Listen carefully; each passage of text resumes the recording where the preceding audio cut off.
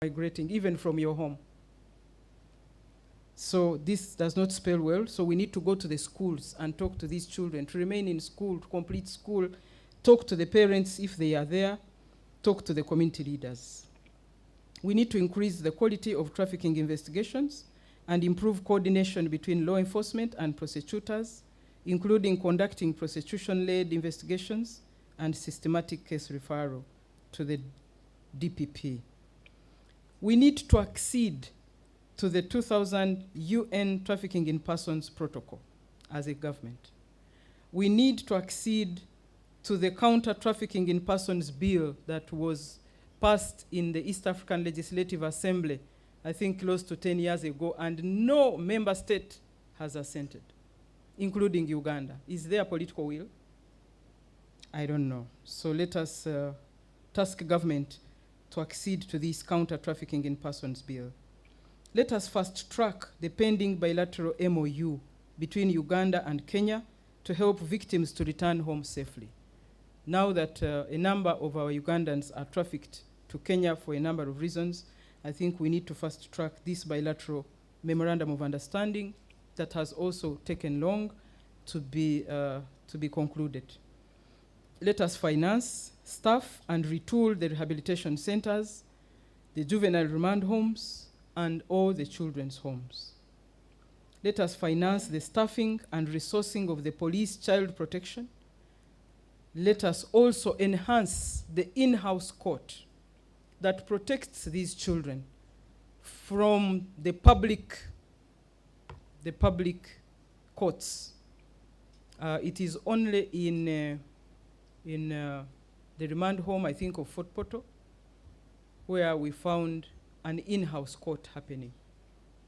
Some of these children who have some offenses that they cannot even give witness in the court where all eyes are upon them, and sometimes they are expected to even call a spade in front of their older people.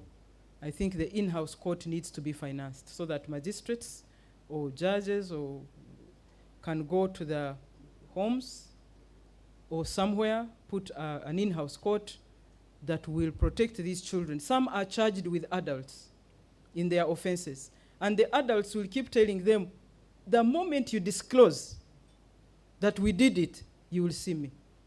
So these children are supposed to be investigated in an in-house so that they can give the actual information on what happens around them. And so social protection now is the new paradigm. We cannot avoid social protection. Let us fast track the national social protection strategy of this country.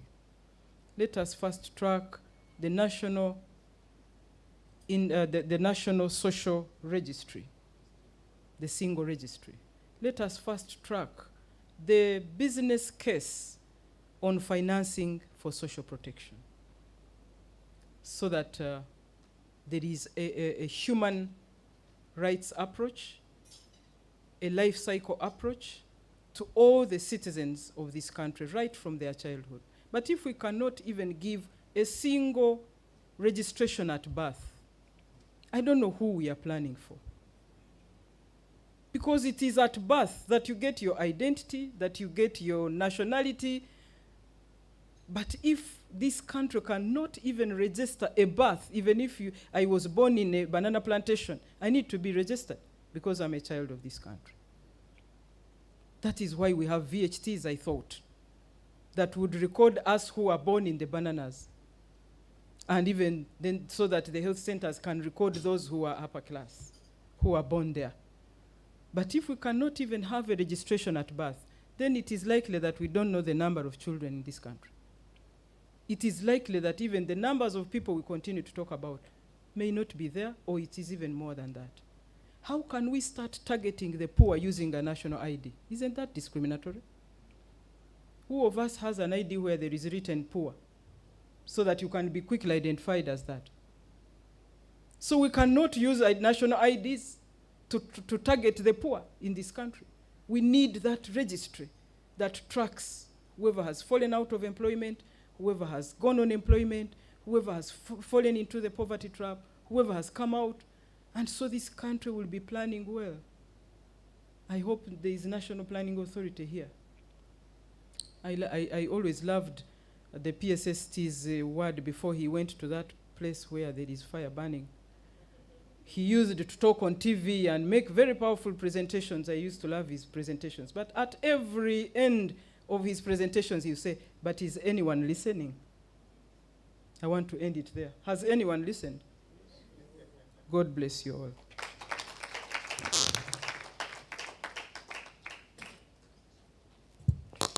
Honorable, if COVID was not still there, I would have given you a very big hug. Because I'm told now it's Ebola that we are scared of. Thank you very much, Honorable Flavia. I think she deserves another hand clap. I think Honorable Flavia has helped us look at this in a wider perspective, has helped us understand where this all could have started from, and has highlighted very many things that are very key. But one of the last things you started with, I want to start. One of the last things you ended with, I want to start. The registration at birth. A national ID is free of charge, but a birth certificate is for money.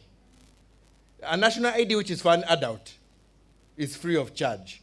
A birth certificate which is for a child, a baby, who does not work, you have to pay.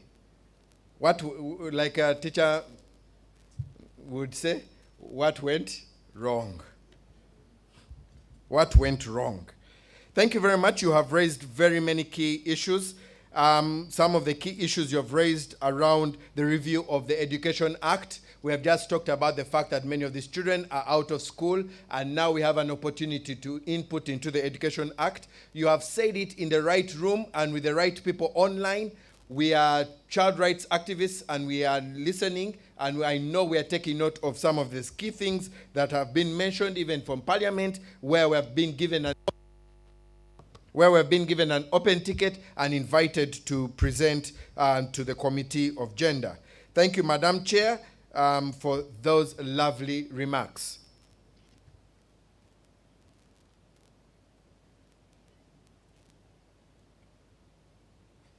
Please keep your questions ready, because right now I'm going to invite a team of panelists that are going to dissect what the keynote speaker has said, and we're going to internalize a little more and try and see, has she really hit it home, or has she given us fiction? And we're going to hear it from the people who are acting, the people who report to the committee that she serves, and also the people who are on ground at the grassroots level. So I'm going to leave the two people who are up there. You're already up there, so please don't go away. You continue staying there because we still have more questions for you. And so those who are online, please do not forget to give us your questions online. And those who are here, please get your questions ready. At an opportune time, we'll be opening the floor for us to ask questions. I want to start by inviting our chairperson, LC5, from Napak District, Mr. Codet, or Honorable Codet. No, he is now Honorable Codet Joseph, to the panel seat. Please take your seat. Please, let's welcome them. Let's welcome him. That is the whole of Karamoja Napak District here, eh? So let's welcome him warmly. We also, and he is the LC5 chairperson of Napak District, and he is also one of the child rights champions, or the champions on fighting child trafficking. And today he will be representing the district of Napak, and we will hear from him if really Honorable Flavia was deceiving, or was she telling the truth. We also have the representative from the Director of Public Prosecution. This is Jacqueline Okui. And Jacqueline Okui, as she comes up, is a senior state attorney and the public relations officer of the Office of the Director of Public Prosecutions. She is a career, I'm just going to read for you her profile quickly.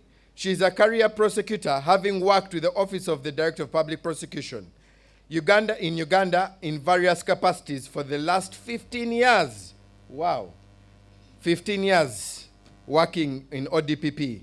She's currently in the International Crimes Department, which handles international crimes including terrorism, war crimes, and crimes against humanity, and transnational crimes such as human trafficking.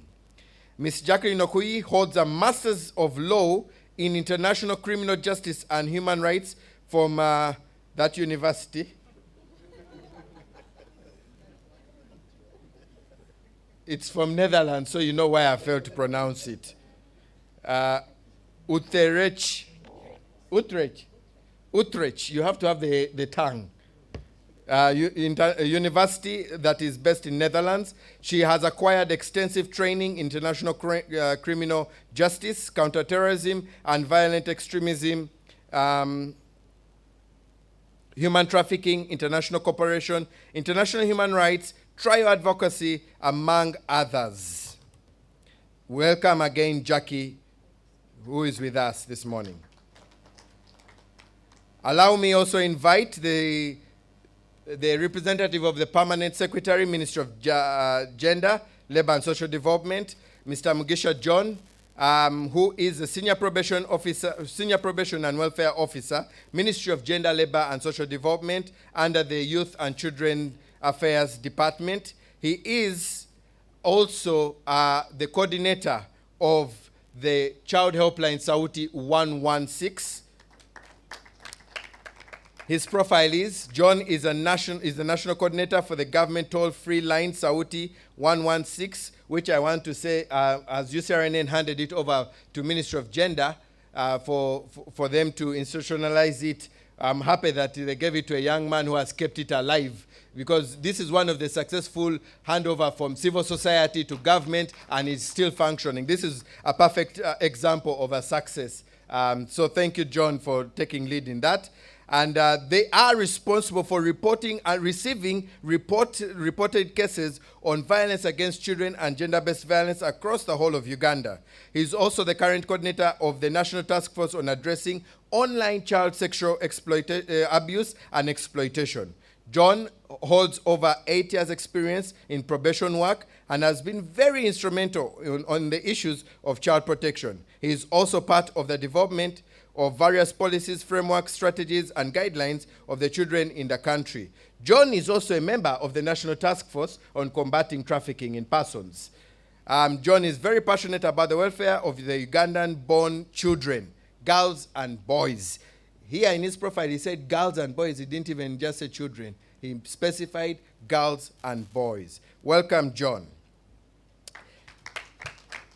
Allow me invite also Joycelyn Karungi, who is the National Program Officer, Migrant Protection and Assistance from International Organization for Migration, IOM, commonly known as IOM, UN Migration. Joycelyn is a seasoned counter-trafficking expert in the diverse field of migrant protection and assistance, portfolio for the last 13 years also. So as Jacqueline has been in the law sector, the ODPP for 13, also this one has been migrating people back home for 13 years. And still counting, so she's still in the business. She is IOM's Uganda focal person on the Global Compact on Migration, with a strong passion in psychology, policy, protection, and migration-related initiatives, psychosocial care for migrants in vulnerable situations, and is the government liaison on the migrant protection and assistance relations. She is a member of the National Task Force on on the prevention of trafficking in persons in Uganda, and Joycelyn also serves as the IOM program manager, has served as the IOM program manager in Democratic Republic of Congo and also in Kenya, and also serves as the National Program Officer for Migrant Protection and Assistance at the International Office of Migration Country Office in Uganda. Such a very rich profile of persons we have today. I have 2 more people to invite up, and the other is none other than the probation officer, seasoned, who has trained many other probation officers. She is commonly known as Mama Kampala, I'm told. Let us welcome Miss Hajat Zaina Nakubulwa, who is a senior, who is the supervisor, OVC, which is now called Child Wellbeing in Kampala City Council Authority. I am not even going to read her profile, I'm just going to tell you her profile. That is a lady who has groomed very many of the probation officers that are spread out all over Uganda. She has been a part of the team that has engaged efficiently and effectively on the issues of children and has ensured that children are protected and has been very key and behind the pushing and the success of what we now celebrate as child rights actors on the ordinance, the Child Protection Ordinance by Kampala City Council Authority, the first of its kind in Uganda that is protecting children from being exploited. I am going to need one more seat up here, team, because I have one more person. Don't get scared. They are all rich, and others are going to be answering questions. So don't get scared about the panel. They are rich and all have something to add. The last person I'm calling up to also speak to what Honorable Flavia has spoken, has addressed us in her keynote address, is none other than the CEO representing the civil society. You know, they are the international civil society, these development partners, TDH, IOM. Then there's us, the local ones, UCRNN, Plan. No, Plan is not local. The other local ones, you know us, the local ones. And so now us, the local ones representing us as civil society, is the CEO of the Coalition Against Trafficking in Persons, none other than Lydia Buite. Please come up. Being civil society, the team is organizing for you. And Lydia is a human rights development lawyer with 10 years experience in designing, coordinating, and implementing the human rights development, social justice, and access to justice interventions. Lydia holds an LLM, whatever LLM means, from the University of South Wales. Now I know what it feels like when we CSOs give those abbreviations. Chamagero, I now know what you go through. From the University of South Wales, a postgraduate diploma in taxation and tax administration from East Africa School of Taxation, a honors degree, a bachelor's degree in law from Uganda Christian University, and is currently serving as the CEO of the Coalition Against Trafficking in Persons, and also serves in a platform for labor action as the director of programs. She also is a vice chairperson of board of a board member for the platform for vendors Uganda. Thank you very much. You're welcome, my panels. Let's welcome my panel once again. Please give me some more energy. Welcome my panel once again. And my panel, we are going to have a conversation, and our main conversation is going to be around the presentations that have been made. Some of the presentations that have been made are from the children, and I think just even before I have us talk, we have children from St. Daniel Komboni, in Napak, which sub-county exactly? Matani. And that's how they pronounce it. Lokopo. It's in Lokopo. From Lokopo, and they have something to share. And because they are children and they have asked me to allow them to share, I'll give them the first priority to share what they have to say, and then we'll be able to respond. But our questions and our responses are going to be around what the keynote speaker has shared today and what the COPTIP has shared today, and we'll be able to see and digest and dissect what she has brought up as key actions. Tim, are the children from Komboni ready? Are the children from Komboni ready? If they are not, they are? Okay. Joseph, are you online? Joseph, can you hear us? Okay, so please go ahead and let the children speak to us.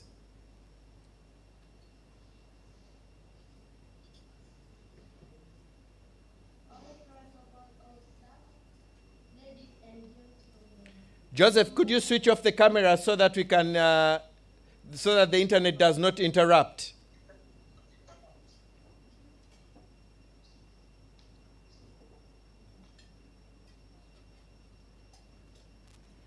Go ahead, Joseph. All protocol observed, ladies and gentlemen, good morning. My name is Morubek Faith, a student of St. Bernard in the Bath District and the Ramadan sub-committee, the Vice Chairperson, Human Rights Club. I'm very grateful of today's conversation and appreciate it. As for me, I started being engaged in these programs concerning children in my primary level.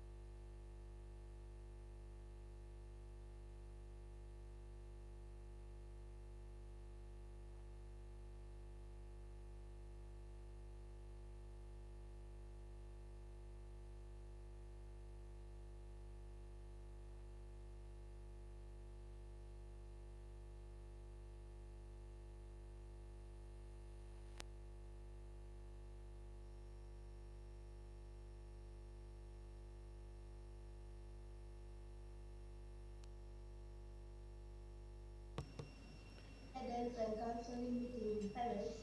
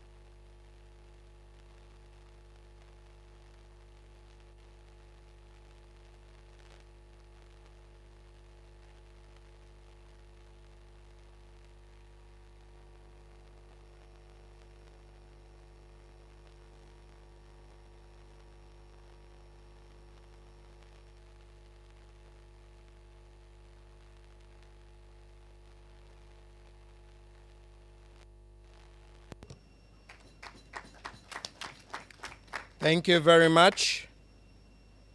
Hello. Thank you very much. We have heard your cry, and I think you have just affirmed exactly what Honorable Flavia.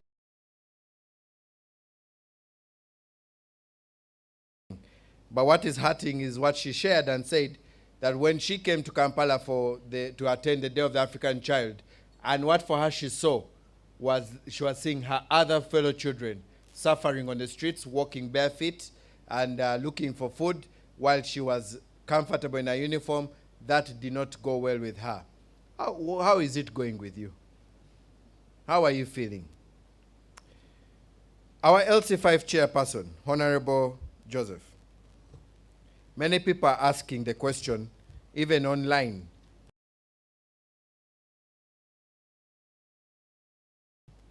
Why do we still have children coming from Karamoja?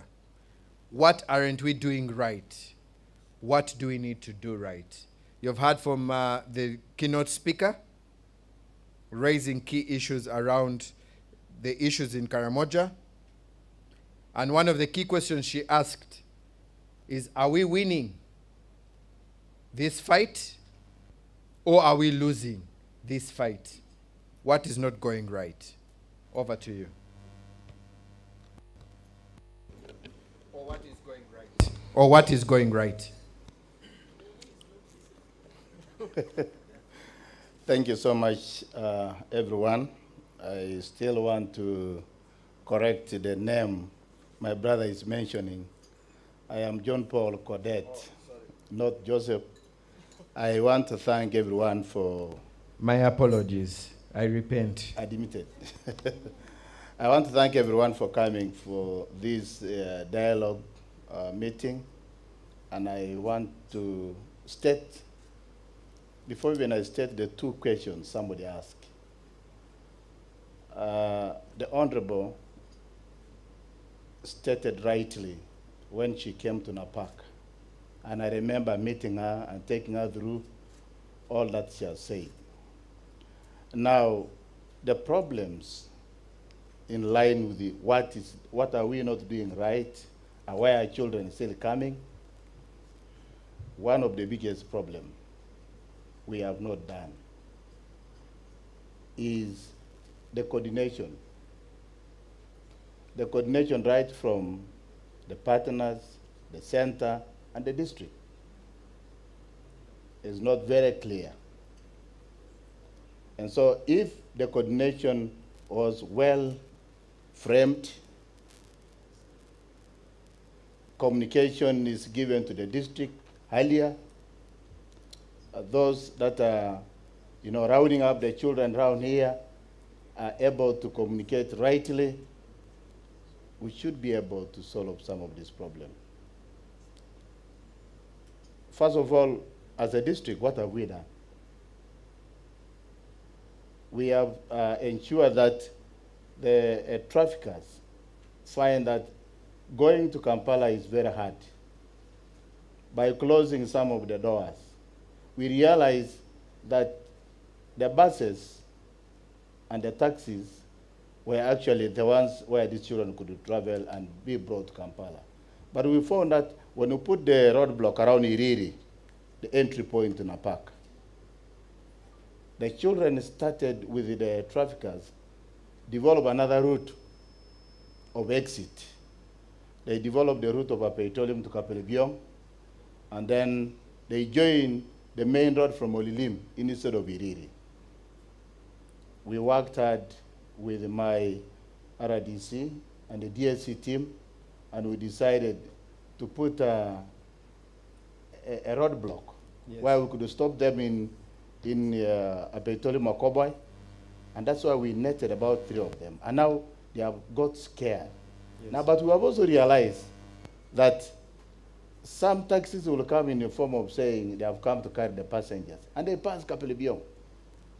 Now they have changed where they used to pass.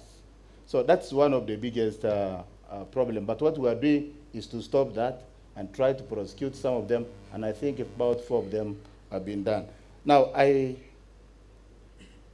other thing is that the issue of the poverty the child I was talking about. The people that are here, not we, Even those us. outside there, Even us. within Kampala, have taken the advantage of the poverty-stricken of the population there as economic gain on this side. As you are all aware, Karamoja is standing at 66% on poverty cycle because of many factors that I cannot enumerate yet here, but specific on this question. It's part of the things that has kept these children coming this way. Because somebody is actually gaining here. If somebody was not gaining here, these people will find this place very harsh for them. And that's the reason why they are kept in a smaller room of 5,000 that you can contribute 500 a month. And then you continue on. The other bit of the social culture that the girl was talking about, and also the Honorable touched, it's somehow being fought. It's somehow being fought. Because for us, we are thinking that education must be real for everybody, not only specific for a child. Amon, if you could allow me, also, give some feedback to what Honorable said. Sure. Honorable was asking the question of industrial hub not being operationalized. Honorable, I want to inform you that we have operationalized now, and we have 220 children. Out of that, 112 are girls undergoing scaling. And I want also to inform you that I am the regional chairperson of that industrial hub. And so these children are going to take 6 months. After that, the intake will be in January for more others. Right now, they are doing carpentry, they're doing tailoring, they're doing metal fabrication, and hairdressing. So that has already been addressed, Honorable. Yes. So our chair, this is what the children in Karamoja are saying. It's an appeal, and you can respond to this. We request for interventions on the menace of insecurity in the park, as it is a push factor for children at the moment. This is from one Christine from St. Daniel's Komboni. And then I'll come to that. But please feel free. I know you have the RDC here. Yes. And so if you want him to also respond, because I know when you talk of insecurity, you quickly sit together with the chairman of the security committee. So feel free if you want to ask him to also join. But go ahead. Thank you so much. As the girl has stated, the insecurity beginning of last year started to go high. And indeed, it made sure many of the girls flee.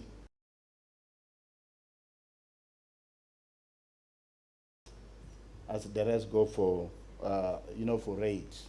So as we speak today, I want to commend the government of Uganda. My RDC, who is the chairperson, is present here. I want to commend the government of Uganda, especially His Excellency, the President. As we speak now, we now about 2-3 months of calmness in the region and specifically in APAC. Yes. Because of the deployment, strategic deployment, and also the collection of guns. I want to inform this place in the presence of my RDC, because of the joint effort of minds exchange and talking to the people, so far we have collected 58 guns in APAC. And we have formed a Reformed Warriors Association of about 120, those who have already surrendered their guns. And the government and the president has already given the goats to some of them. And now the issues of insecurity right now, if it was before, my phone would be calling every time here. But as we speak, I have not received the calls of insecurity now. So the place is calm and controlled. But the chairperson on security, if you have something to add on, please. Do you want to add something? Can I please have my team bring the mic to the RDC, NAPAC? Where's my team? Tech team, are you there?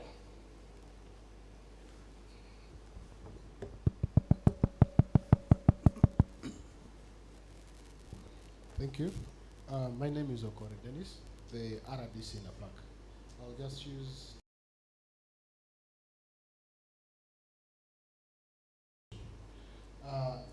the insecurity situation or the security situation has, in the last 4 months, we have had tremendous change.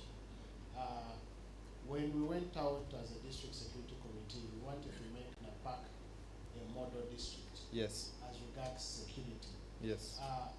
Because it is due to security that sat down with the division commander and the brigade, and we came up with different approaches on how we would have sustainable peace. We are the only district now with 4 battalions. And all these have come in the last 4 months. And the new battalion, it has 700 soldiers, 730. So you would know what that brings to a district. And we've strategically placed these at the entry points. We have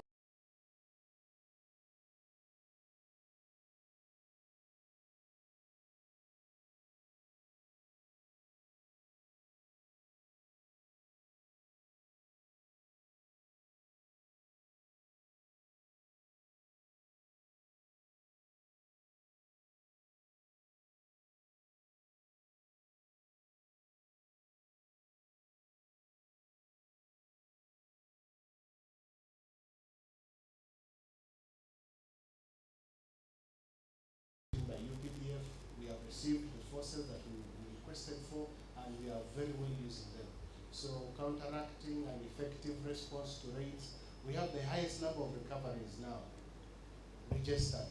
Whenever there is any theft, we are there on the ground and we make sure that we recover. So there's a lot of confidence from the population, and that is why we also have the highest number of gun recoveries now. All the 58 that we have recovered in the last 3 months now is because of the community involvement. So the security situation is better.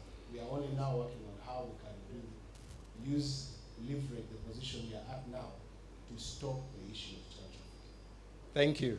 Thank you very much. What is running through my head is that those guns did not drop from heaven like manna.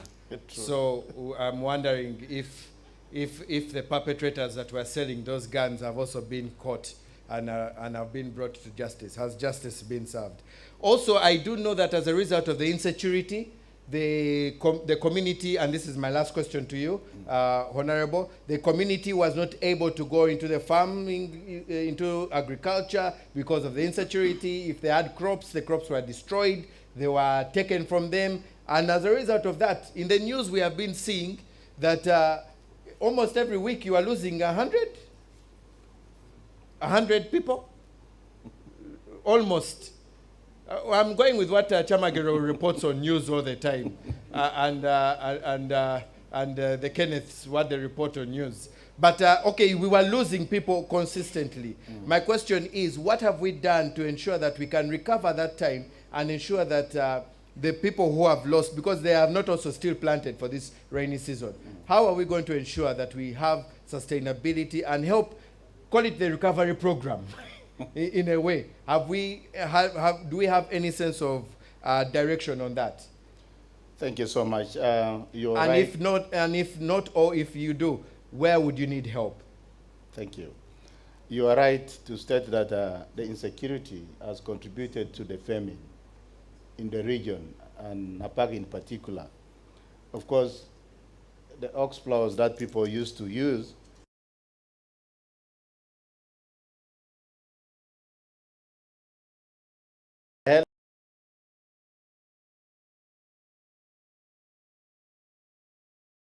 first of all, to put a disclaimer that every week we lose 100.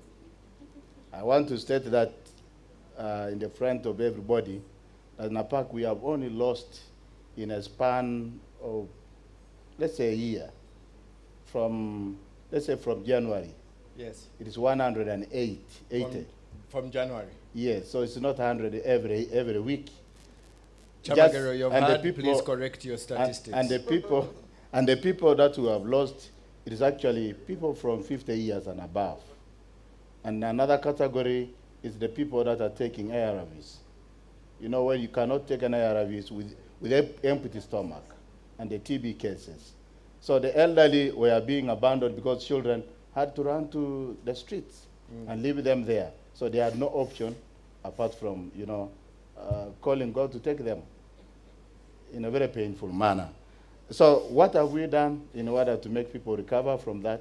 We have tried to engage, we have engaged with the Ministry of Agriculture that they could be able to supply us with short-term crops, especially tapara bean, green grams, cowpeas, the one that can grow within 60 to 90 days because of the rains that we're having currently.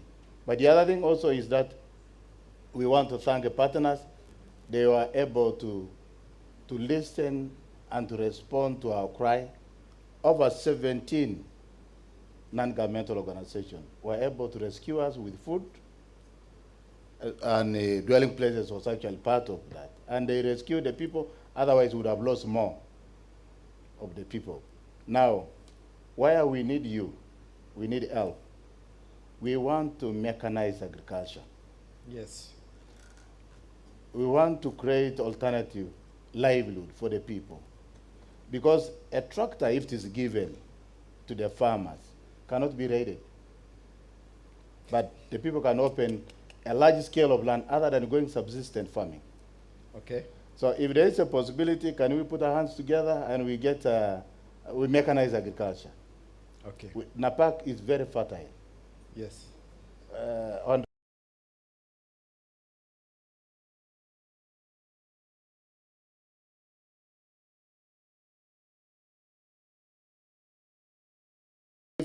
we are supported mechanized way of agriculture. Thank you. Honorable Flavia has whispered to me and has asked, when you approached Minister of Agriculture, did they respond? Yes, they have responded by telling us to give the statistics, the data, and then they give the seeds according to the number of people needed. Maybe by the time the seeds, the statistics reach them, the people will not still be in a worse situation, or the rains would not have gone away. Maybe. I pray otherwise. I have another question here, and this one goes to Kampala City Council. There are many, so let me try and track them properly for you. I think the very first question came in right after James's remarks, but I felt that this would go better to our senior probation officer, that is Zaina Hajat. And the question was, okay, it is James, but I'll turn it to you. We need to work as a team to fight child trafficking through the networks. Let's continue. Oh, sorry, that is for James. The question for you is from Paul here, Imojong, saying that another question to add to James, now to Zaina, I post it to you, Zaina, is KCC ordinance seems to be reactive. How likely will the ordinance effectively address the problem of street-connected children? We do not call them street children because the streets have never given birth to a child in Kampala City. Paul is asking that one question to you. The other question is, how long does it take for an ordinance? And here I think Catherine is trying to understand, how long did it take you as KCCA to get this ordinance done? And I think that is in reaction to what James said, that the NAPAC ordinance from by that time the ordinance was submitted, I was actually working for dwelling places. And it is 2 years since I left, so, and it was a year before I left that we started it. So it is 3 years of the ordinance not being passed. What went wrong with our country? Another question for you, Kampala City Council, is we appreciate, or this is a comment and a question, and also, no, I think this one here, I'll give it to Mugisha, not to you. So you can go ahead and respond to those questions, but please feel free to also highlight some of the key things that you want to address from what Honorable Flavia mentioned in her conversation. I can remind you of one of the things that I picked out, the payment of sleeping facilities for these children, 20,000, which brings in a number. And this is a public secret, that these facilities are run by the LC chairpersons of those areas. So what is going on? Does the ordinance address such issues that are raised from it? And what have you done so far? Or what do you need to do to enable the ordinance work now that you have it passed? Thank you very much, Damon. I'll start with the question that is related to the ordinance. I do appreciate the support that we got from our partners that enabled KCCA to formulate the bill for the enactment. This ordinance is not specifically for street children only. It's an ordinance that provides for prohibiting exploitation of children and other related matters. It's not only for street children. It has different provisions. And also it's not targeting Karamajong children. As Kampala Capital State Authority, we have the mandate to serve the children in Kampala, irrespective of their tribes, religion, to mention but a few. There are 4 spirit to improve the welfare of the children that are in Kampala. The issue of sleeping facilities, especially in Katwe and Kisenyi, what have we done?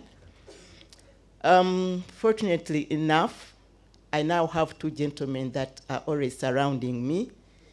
And one of the gentlemen used to call me Mama Street Children. But fortunate enough, he's also now. We now move together because of recent he was telling me that I'm giving him sleepless nights. But I do appreciate because we move as a team. We've canvassed the 2 settlements. And the situation, as already mentioned, is not good at all. Even my brother, the RDC, the chairperson, Honorable Codet, did the same recently. And the brothels are there that are housing children. And we have brothels that are housing children without any adult caretaker. It's only for children. And the recent rescue that we did, the engagement we had with the children provided us, they were very free and provided us with information. They said that every day, each pays 2,000 to the owner of the brothel or any temporary structure, both in Katwe and Kisenyi. Imagine if there are 20 children that sleep in one brothel each day, how much does that person benefit? And how much in a week and how much in a month? So the ordinance does... Sorry, just give us a better picture. Is there a boys' dormitory and a girls' dormitory? There is no boys' dormitory. So it is everyone? It is everyone. Thank you. And in some structures, it's not only for children, even adults with I don't know how many decars, because for me I can say up to 3 decars because that's what I know. That's what I've seen in the boarding sections. But the decars, almost 10 of them. Exactly. You can find adults here doing their things that you know, those that are here.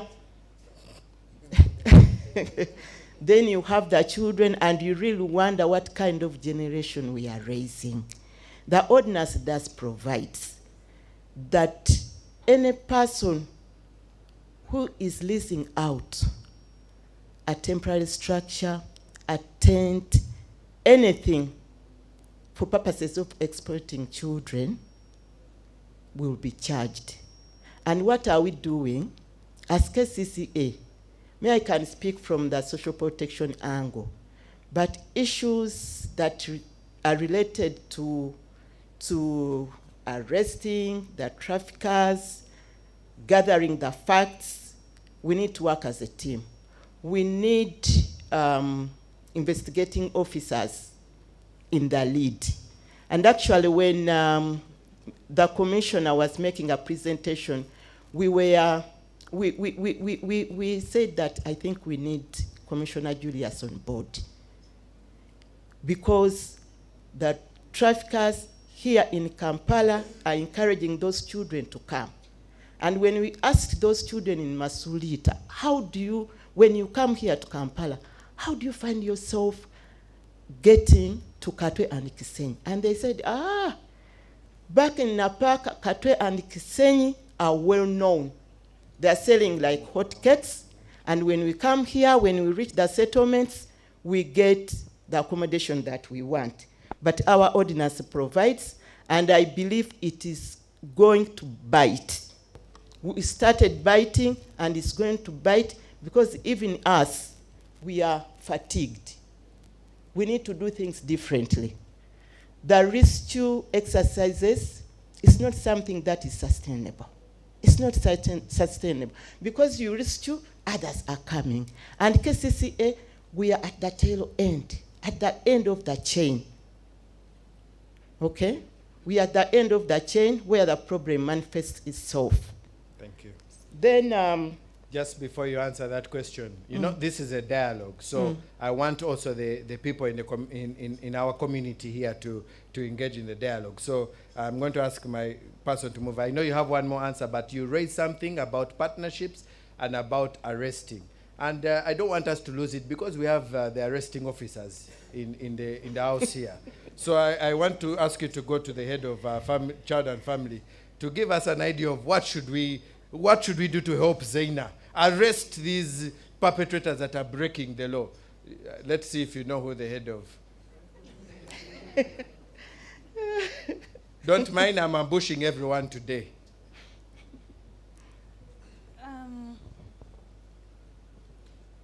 Thank you.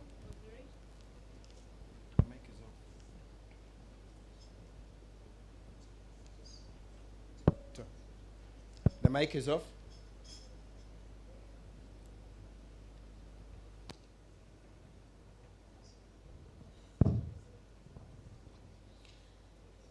Like Commissioner Julia said earlier, this is something that cannot be done as police alone.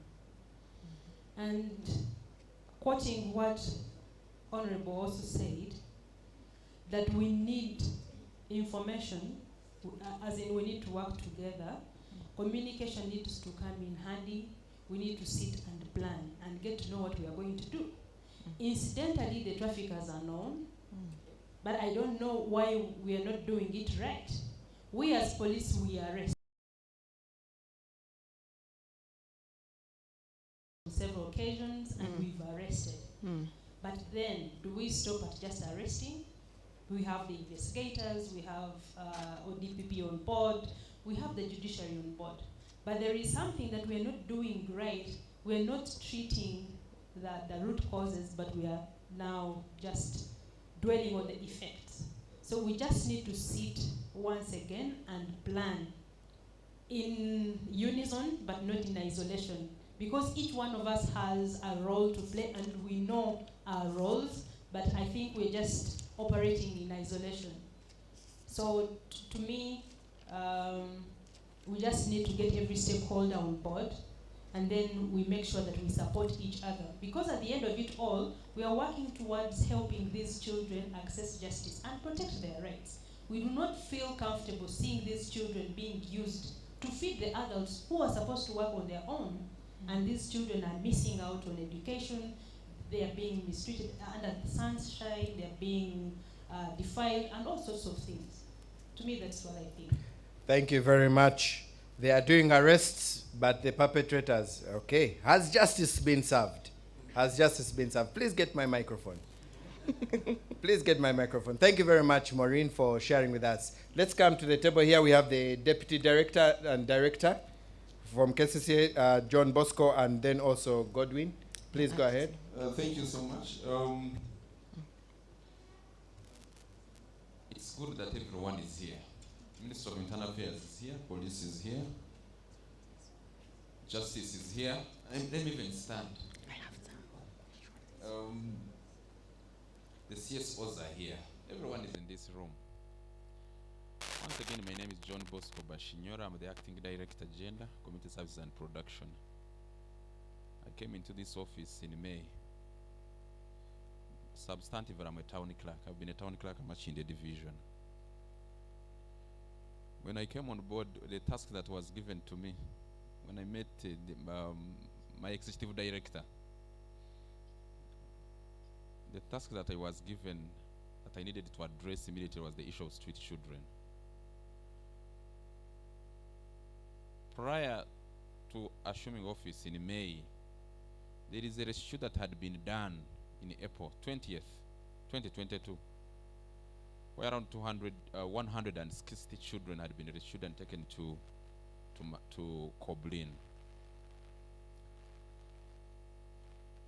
In June, we launched the Child Protection Ordinance. We had an engagement with the Koblin leadership. We met the chairman and his team. In July, the situation deteriorated. There is an important question which James raised, that all of us have done a lot, but how come these children keep on coming? And to me, it goes back to the issue of the cartel that is responsible for this problem. We are saying security knows where these people are. We know where these people are. But in terms of action, we seem to be going a little bit slow. when it comes to these issues of street children in Kampala, everyone seems to think it is KCCA's problem. Yeah?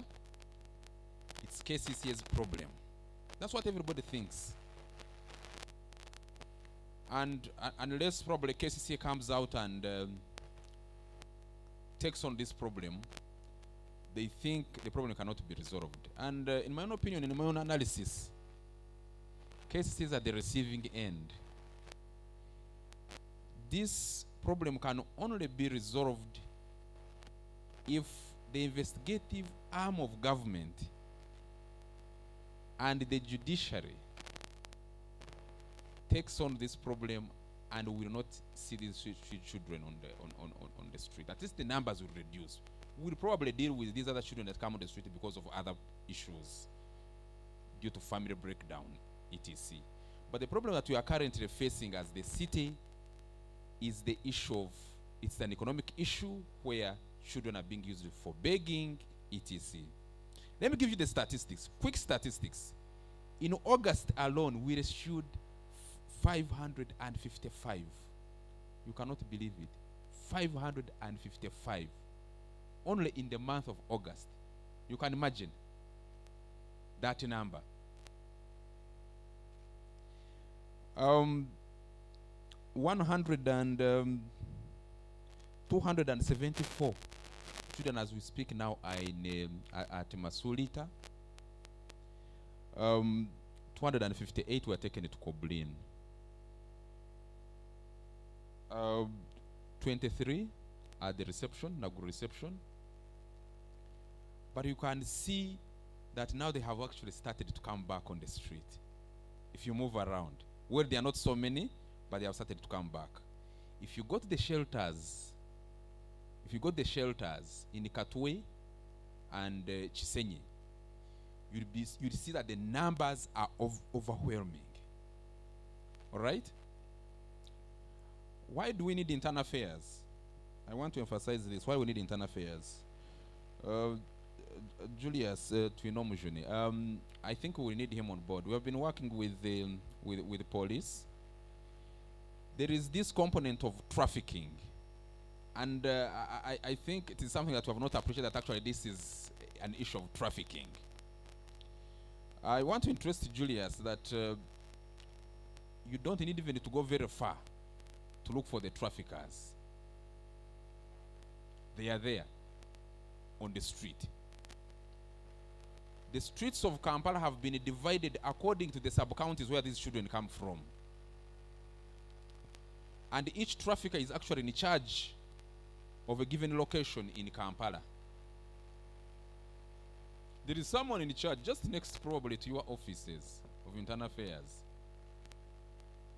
Someone in charge of that area of Chitigumu traffic lights, Ginger Road traffic lights. And that is an area for a certain sub-county. It's called Lope, I think. Back in Napak. Someone in charge of all that area. I'm not a police person. I'm not an investigator. But that is yours. If you're interested, you'll be able to get them, to net them. Because these children don't move alone, for your information. They are deployed. And there is always someone behind. So, the issue of coordination is very, very critical. And probably maybe where we have been having a missing link, I know most of the government agencies are in this room, is on who should actually take on this role of coordinating all the responsible agencies in order to take on this mantle. Probably that's something that we need to look at and agree on how we can be able to be coordinated and provide a comprehensive response. Otherwise, as I conclude, what we are currently doing is firefighting. We are doing firefighting. We are not tackling the root causes. Now, back to Napak. In my own opinion, I think the issue has to do with the mindset. Yes, I know there are issues of hunger, there are issues of famine, there are issues of insecurity, etc. In my own opinion, I think it is the issue of the mindset.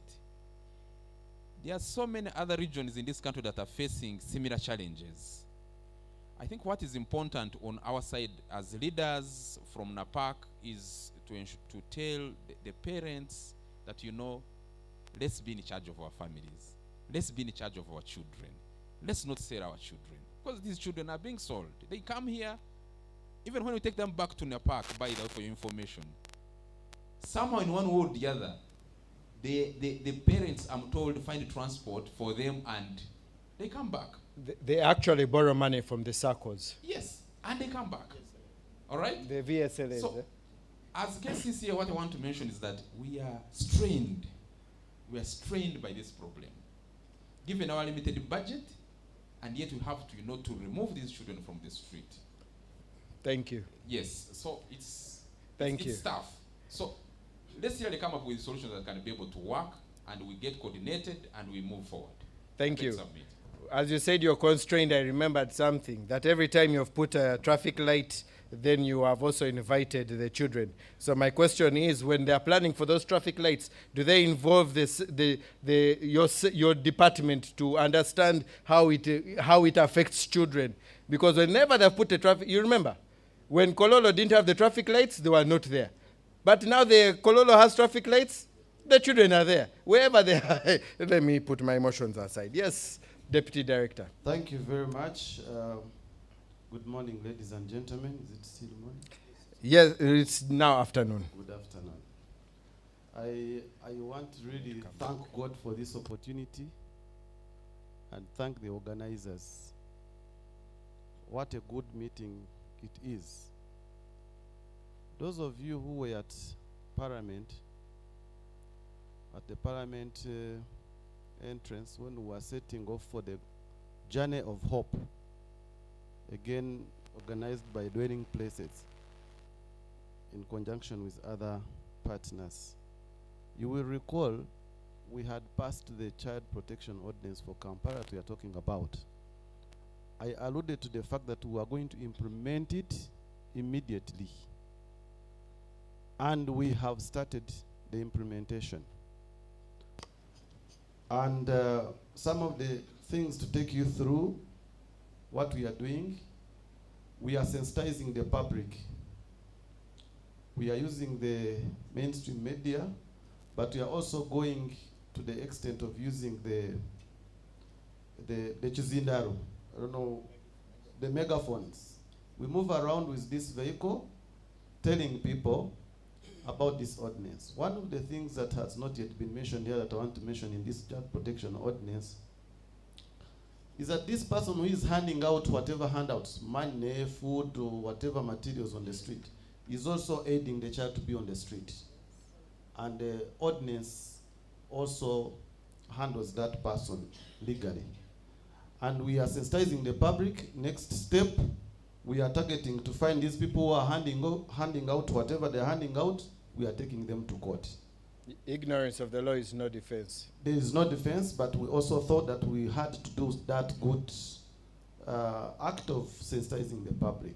Thank you. Two, I want to mention, to add to what my colleagues have mentioned, that in the rescue operations we have so far conducted, we have already charged 35 suspected traffickers, or those that are aiding the children to be on the street. Some of them, the courts have already given sentences. They're in Ruzira. Some of them are remanded. I would like also to add that we have been working with the security agencies, and I want to thank the security agencies. Madame Carol is here. She has been part of these meetings that have been chaired by the Commander KMP, where together we have planned some of the things to do.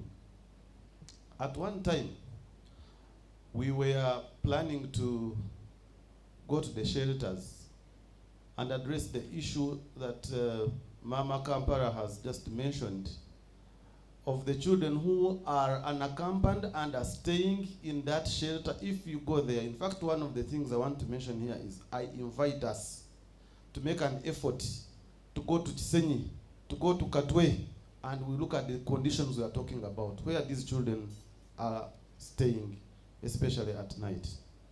But let me tell you, we discovered that if we went that direction, we needed where to take children that are not below 1,000. We needed to have where to take the children in the numbers not below 1,000.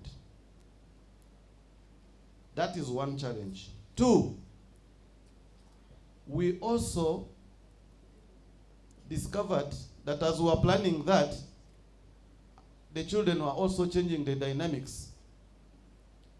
Information has already gone to them at night. Some of them who have been sleeping there, we are told they have shifted. They are now sleeping in bus parks. Namaiwa bus park being the main one. So if you are to sensitize, we need to know they have changed. We have also seen the tactics. They have now started abandoning the central area. They are going to the suburbs. As far as Bunga, Gaba, go and you will see them there. Namongo. Yes. They have also changed the time. They no longer operate during the day because they know KCCA will come.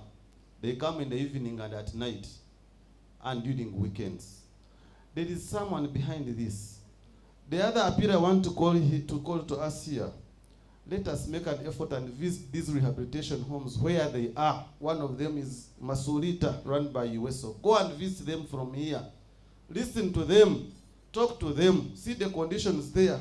The rehabilitation centers are doing a great job. But this great job, these children are going to tell you the following. 1, they are suffering. They want to, the life in Chisenyi is better. The third one, they will tell you, take us home. Where? Napak. Our social workers there have told us they prefer to give us that information to go to Napak because they know when they go to Napak, they will come back. 4, these children are well trained. They don't reveal their identity. And in this case, I would like to answer what the chairman has been saying. In our other meetings, the chairman, Napak, has been telling us coordination is good for these rescue operations. But give us prior information, get where these children's names, where they are coming from, for us to be able to prepare. We remember with our RDC, we had that meeting, and that's what we had agreed. Sorry, Director, time is not on our side. My dear Chairman, these children are trained not to reveal that information. So it is not practical for us to do that direction. I end, Mr. Moderator. Yes, sir. By making an appeal that we need to tackle the software. The issue is in the minds. And I appeal to the leaders from NAPAC, parliamentarians from NAPAC, district leaders. Let us go and sensitize the people in NAPAC and Karamoja at large that this is destroying the future of the children and the future of the region and the district in NAPAC. The future is these children that are being brought on the streets. Let us start that software. We'll do a great job. Thank you. Thank you very much. Very interesting conversations. I think, Hajat, they have more or less answered the last question.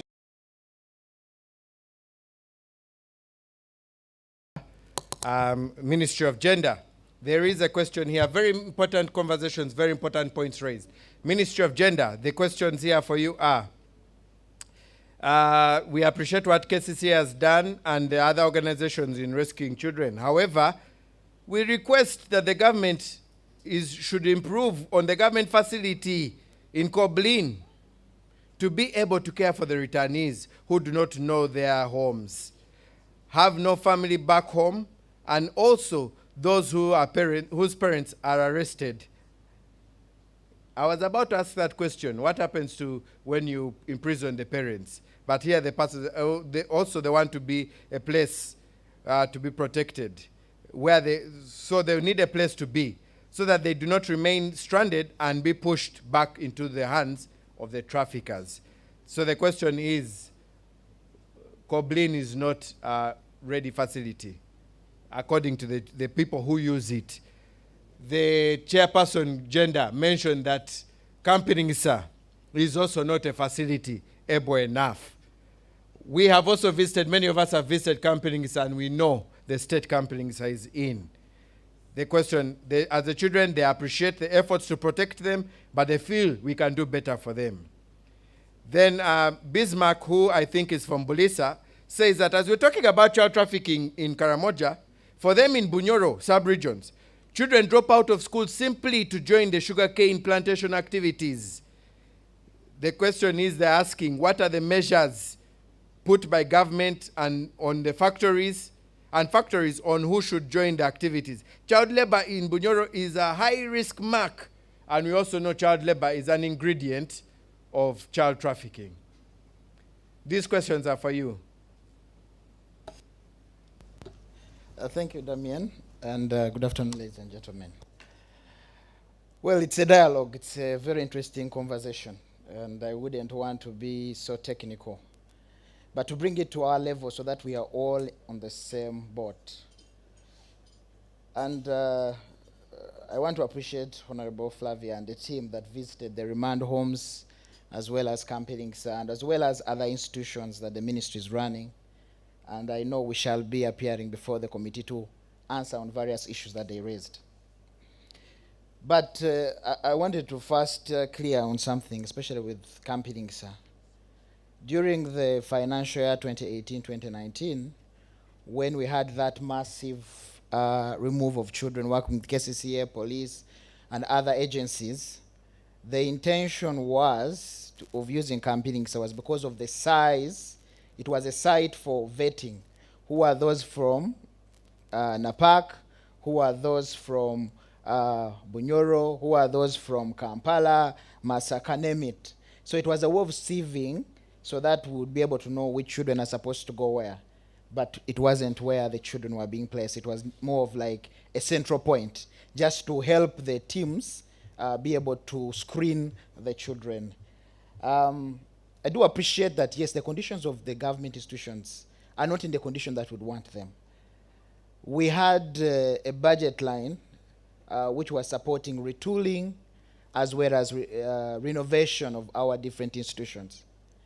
But I don't know who felt it wise. I don't know if it was intentional or unintentional, that some of these budget lines were squashed and removed. And therefore the ministry becomes handicapped. It is not the intention of the ministry to say that they like the institutions known to be supported in the way they would want to be supported. We put all these within our ministerial statements, our budgets that we submit to finance.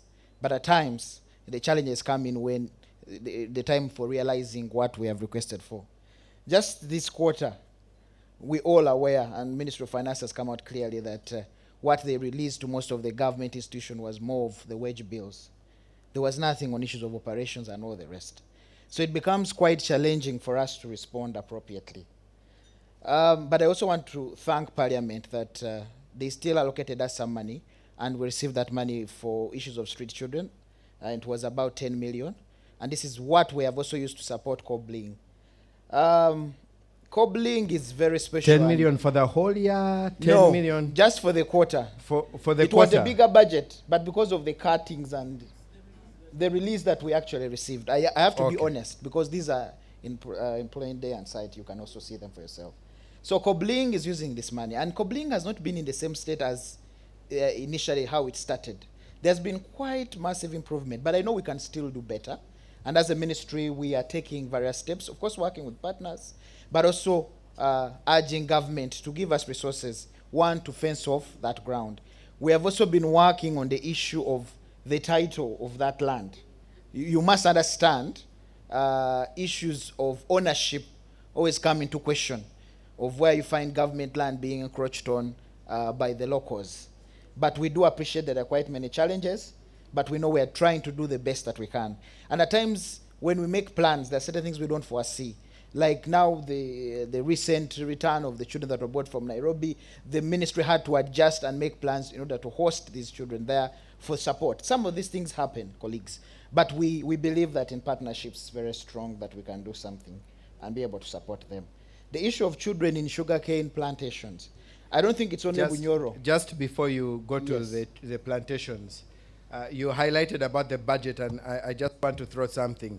A recent study by Child Fund on the budget allocation to child protection. Yes. You were there for that meeting. Yeah, I just want to highlight to members here that we found out that out of the national cake, only 18% ever reached the ministry for implementation of activities. I just wanted to highlight that. Yes. So the ministry only received 18% of what was promised to Yeah. them. Honorable Chair, only 18% is what they received. Yes. So thank you, Damien, for that.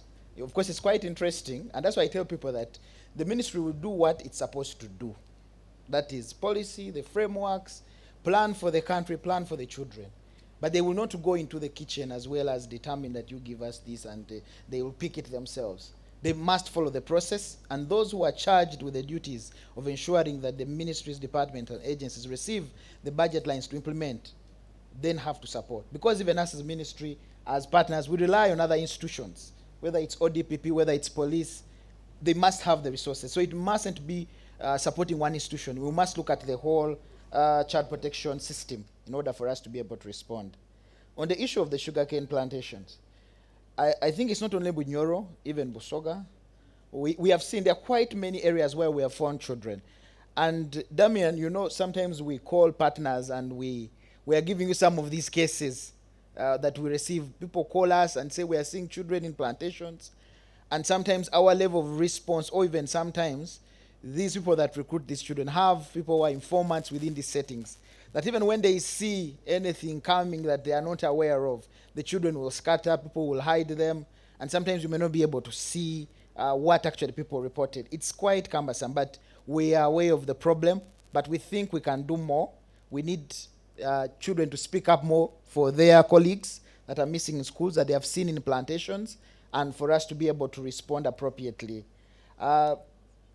My urge is always on system strengthening. Colleagues, I believe, and I think James said it in his presentation, some of the offices that we expect to do a lot, and I was here whispering to Mama Kampala, and we're talking about the issue of working in the nights.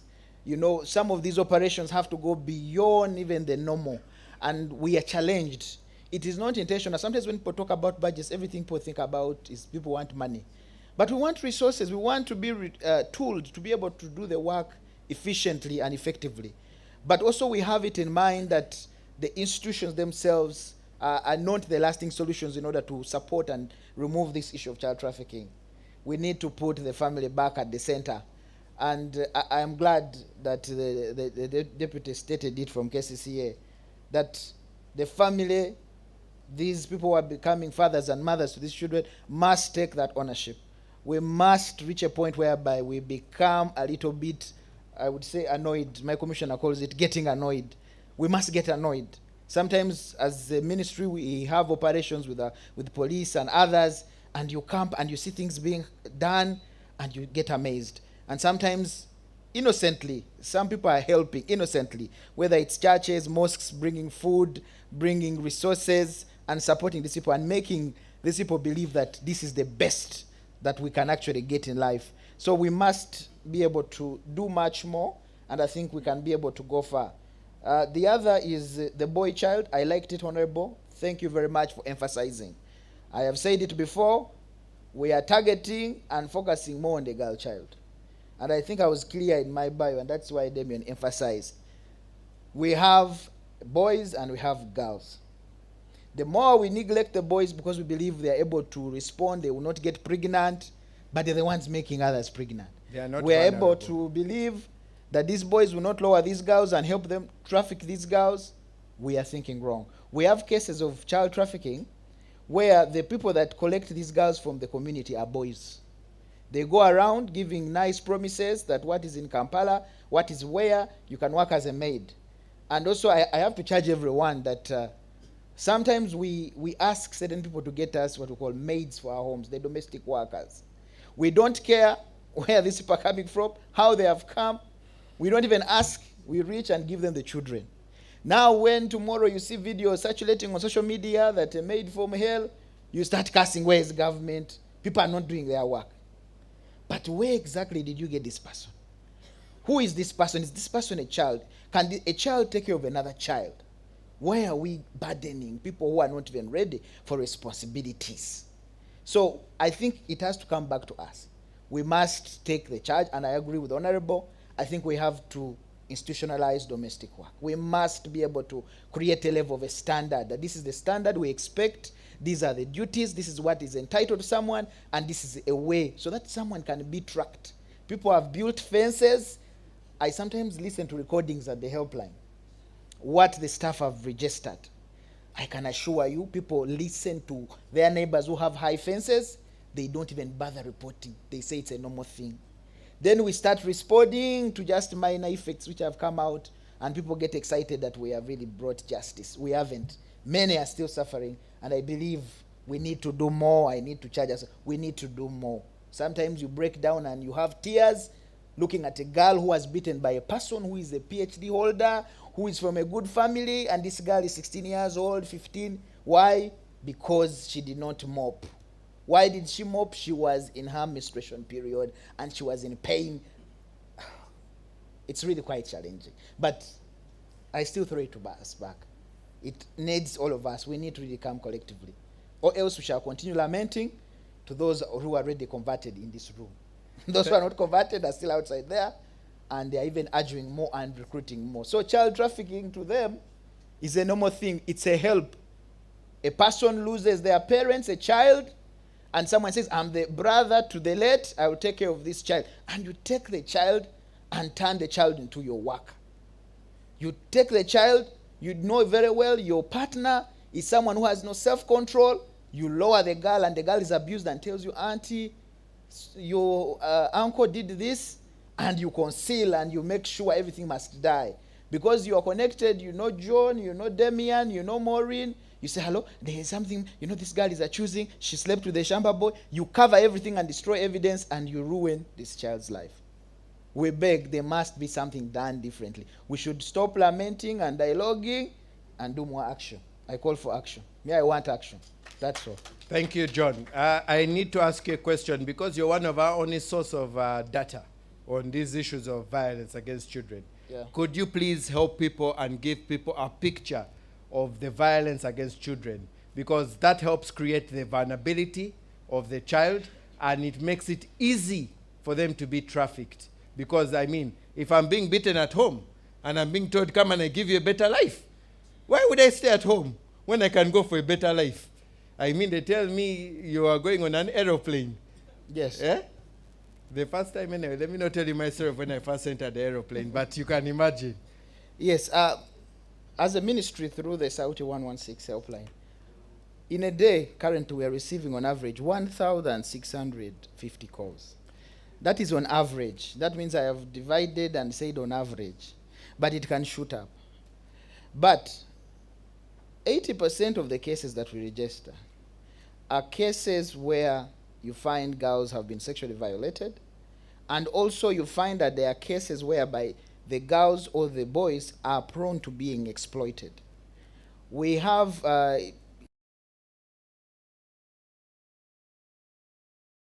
the week, you will find that 5 are for trafficking, child trafficking. Of course, made issues, they tend to drive towards issues of this child was a casual laborer or was a domestic worker but stole some money. This child did something. They try to lower them towards being in conflict with the law. In regards to the greatest perpetrators, we are shocked. It's the biological fathers themselves. They are the abusers, especially when it comes to sexual violence, as well as child neglect.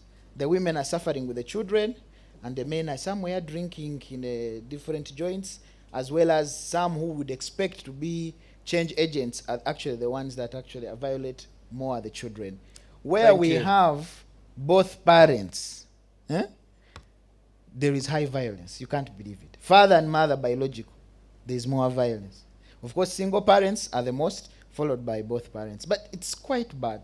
It's quite bad. We need to do more. People are more fathers and mothers, like Honorable Flavia said, but they are not parents. We don't have parents, actually. Thank you very much. Thank you, John. I want you to continue talking, but time is not on our side. Ladies and gentlemen, our guest of honor is on the way. We are just waiting for him to join us, but we will still continue with this conversation on handling the issue of taking stock of the of child trafficking, and our response is, have we done and has justice prevailed? I wanted to, just before LC5, I wanted to give opportunity to Commissioner Julius. There have been some elements aimed at your office and requests aimed at your office. One that I found very interesting from the Deputy Director Godwin is that the children we're talking about begging are behind internal affairs, behind your office. I found that interesting, but also the former Minister for Youth and Children, Honorable Chinji, mentioned at one time and said that the children are begging in front of the traffic officers. Well, you get the idea of the question. So I give you opportunity to respond. And I think there is a big call for investigations of these traffickers.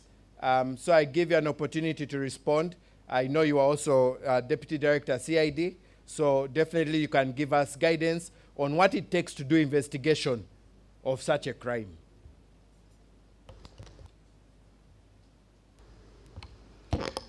Moderator, thank you very much. At the beginning of my presentation, I said this needs joint efforts, and I also alluded to the fact that the circumstances prevailing in the community now, we cannot ignore them. The challenges you have heard from many speakers, the absentee parents, call them mothers and fathers. When we look at the challenges, especially in investigations, if you are to successfully prosecute, the moment you get the victims, you need to keep them with you for some time as key witnesses. But like I also told you, we are struggling with shelters. We have so far temporary shelter which is used as a transit point as we seek help from the civil society organizations. The moment we lose them, we are likely to lose most of the cases we are investigating because they are key witnesses. A case in point, of recent, you could have heard about some victims who are from Burundi. There were many. Yes, yes. And we couldn't keep them here. Secondly, when they left, of course, almost that marked the end of investigations.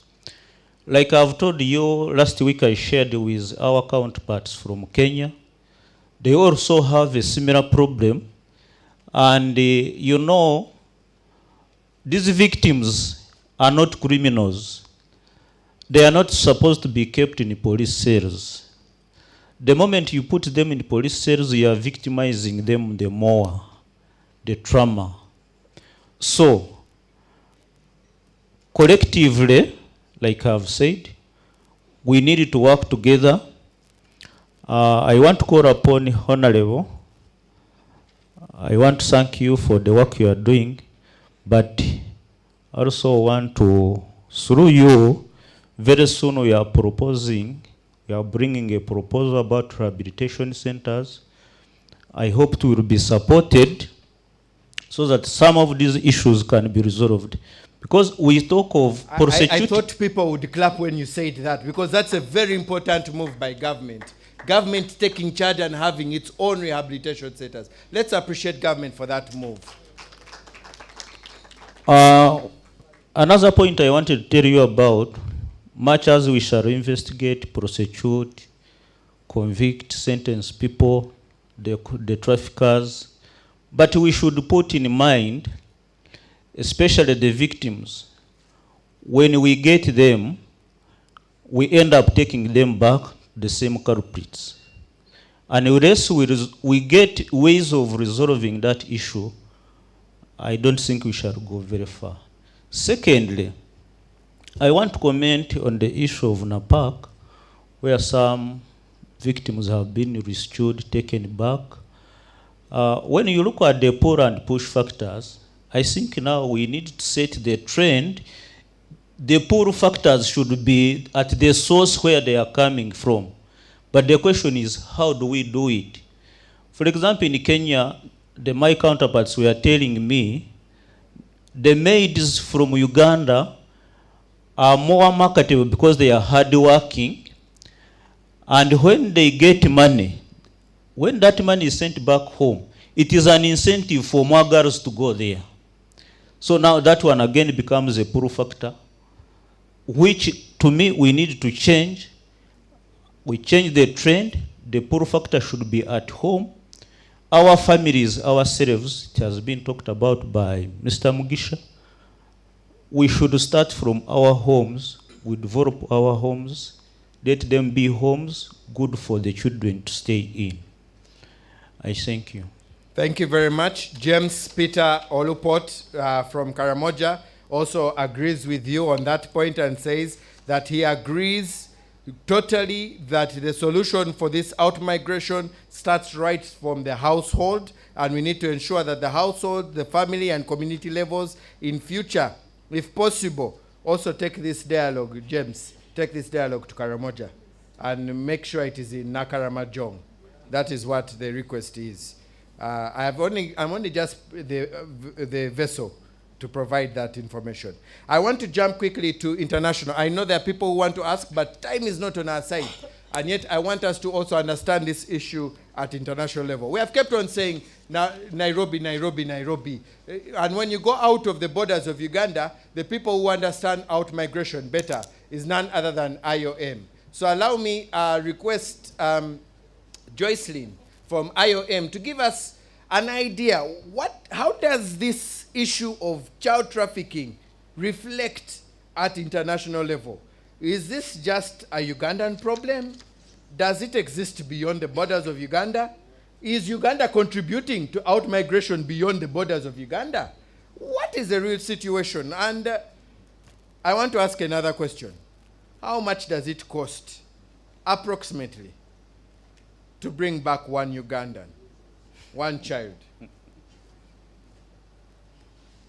I ask for a reason, but I'll tell you the reason after. Joycelyn. Thank you so much for that question. And I want to thank at this moment all partners that always work with IOM, because it's not a one-man show. So thanks to all of you for every action that you have put forward in relation to counter trafficking for the case of Uganda. Now, globally, I just wanted to quickly discuss some facts that are in relation to child trafficking. And Uganda contributes heavily because this is a global aspect we are talking about. And Uganda is three things. It is the source. It is also a transit area for many children. It's also a destination point for children coming from other countries. At IOM, we have a global response called Assisted Voluntary Return and Integration that has helped return quite a number of stranded Ugandan migrant children from other countries. But we also have children that have been repatriated from Uganda back to their different countries. The case in question here is the recent repatriation to Burundi. And also, in terms of child trafficking, children are trafficked 4 times more than adults. That's a big number. If you quickly reference to the TIP report, our own country-specific TIP report for last year, you would see that there were high numbers of children, 285 children that were recorded as trafficked or engaged in a device of trafficking. And those are the only registered ones. The ones that are unreported are so many. And that's where the question comes in that what has been done or has justice been served? Also, I just wanted to quickly bring to your notice that 27% of victims of trafficking globally from the global TIP report are children. 27% is a big percentage. In church, they tell us to give a tenth, and you feel like, oh my God, tenth is a lot of money, but now 27%, almost 3/4 of that are children cases of trafficking. And of these 27%, 66% of those are girls. You can imagine. And also, according to the International Labour Organization, it estimates that 21 million people have been channeled into forced labor, but then 1 of the 4 of those are children, and they're under, of course, they're under 18, and they're children. So, I mean, like, these statistics speak volumes to us, and they push the question further over what are we doing, or what are we yet to do. And Damon asked me if Uganda is a contributory factor to all these statistics, and I say yes, because from the analysis of reports, you'd see how we are performing, but then you'd also see the red flags. We had a 2-year lockdown that affected us in so many ways. Actually, it added a layer. The other day we were discussing that it added a layer to our work, and it's like we have not done much, yet we've done so much. The other day during the World Against Trafficking, we were discussing online recruitment, and children are not spared. Children have been recruited so much online, and you know, with technology also comes so many changes. When we were asked to buy tabs and electronic, devices for our children to do online classes, it later turned out to be one mechanism that quickly increased our percentages of children being drawn to the crime of trafficking as a country. So all those are the things that have been found out in terms of child trafficking in relation to Uganda. But also to mention, I just wanted to add some few to the other discussion that came before. Harmonizing. I take this from the recently coordinated effort towards the 37 children that came back home. We put our efforts together and brought those children back home. But then the lesson learned there is that we need to harmonize our approaches, our response approaches, knowing that if we work in silos, then some of the approaches will work more of lures. They will lure, the community that is receiving these returnees will look at it more of a lure, or inciting them to go, because out of that comes nice things, new clothes, people are brought back in a very special way and everything. But if we sat down and harmonized our approaches on how we are planning to return these children, not to dump them, actually that, I liked from the district, the recommendation that they gave us when we were still planning the return. They said, if you're planning to dump them here, then don't bring them back. So we worked along that line. We're like, okay, we are not going to dump. What is the return plan? For me, I'll bring back, and who will take this from me, and then another person will take, and then you find that we are sharing tasks. The moral fabric, again, also talking about perceptions and attitude in Karamoja as one of the factors that is contributing towards this. We have parents who have relinquished their duties to children, and they are sitting back to do children's duties of sleeping, while the children are fending for their families. And for them, they are manufacturing more babies, while the children are working hard to bring food to the table. Very, very absurd. And also in terms of the cost, you asked Damon how much it would cost us at a bare minimum to repatriate just one child victim of trafficking. It's up to 3,500 USD at a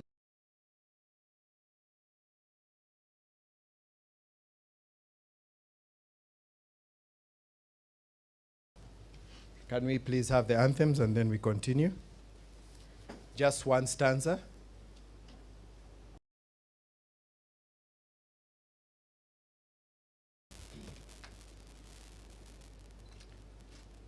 Okay, I was gifted with a voice. And all of us are gifted with a voice. We can sing. Oh, Uganda, may God uphold thee. We lay our future in thy hand. United, free for liberty, together we'll always stand. Thank you very much. We can take our seats. The East African anthem. I am part of the students that Honorable Rebecca Kadaga said have to go to class for Kiswahili. But please, the team, get those anthems ready. At the end, we'll definitely do both.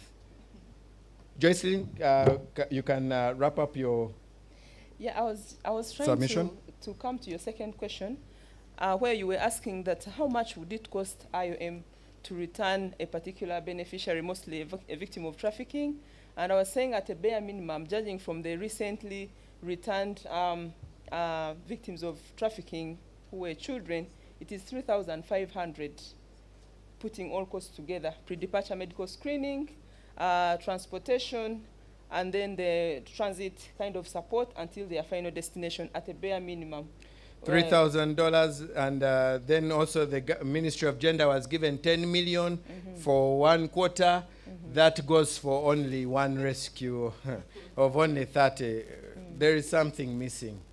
There is something missing. Thank you very much, But Joyce. then also it depends on the point where you're repatriating Where you're bringing them yeah. back from. Yeah. Thank you very much. Honorable Robert Nobat, you are welcome.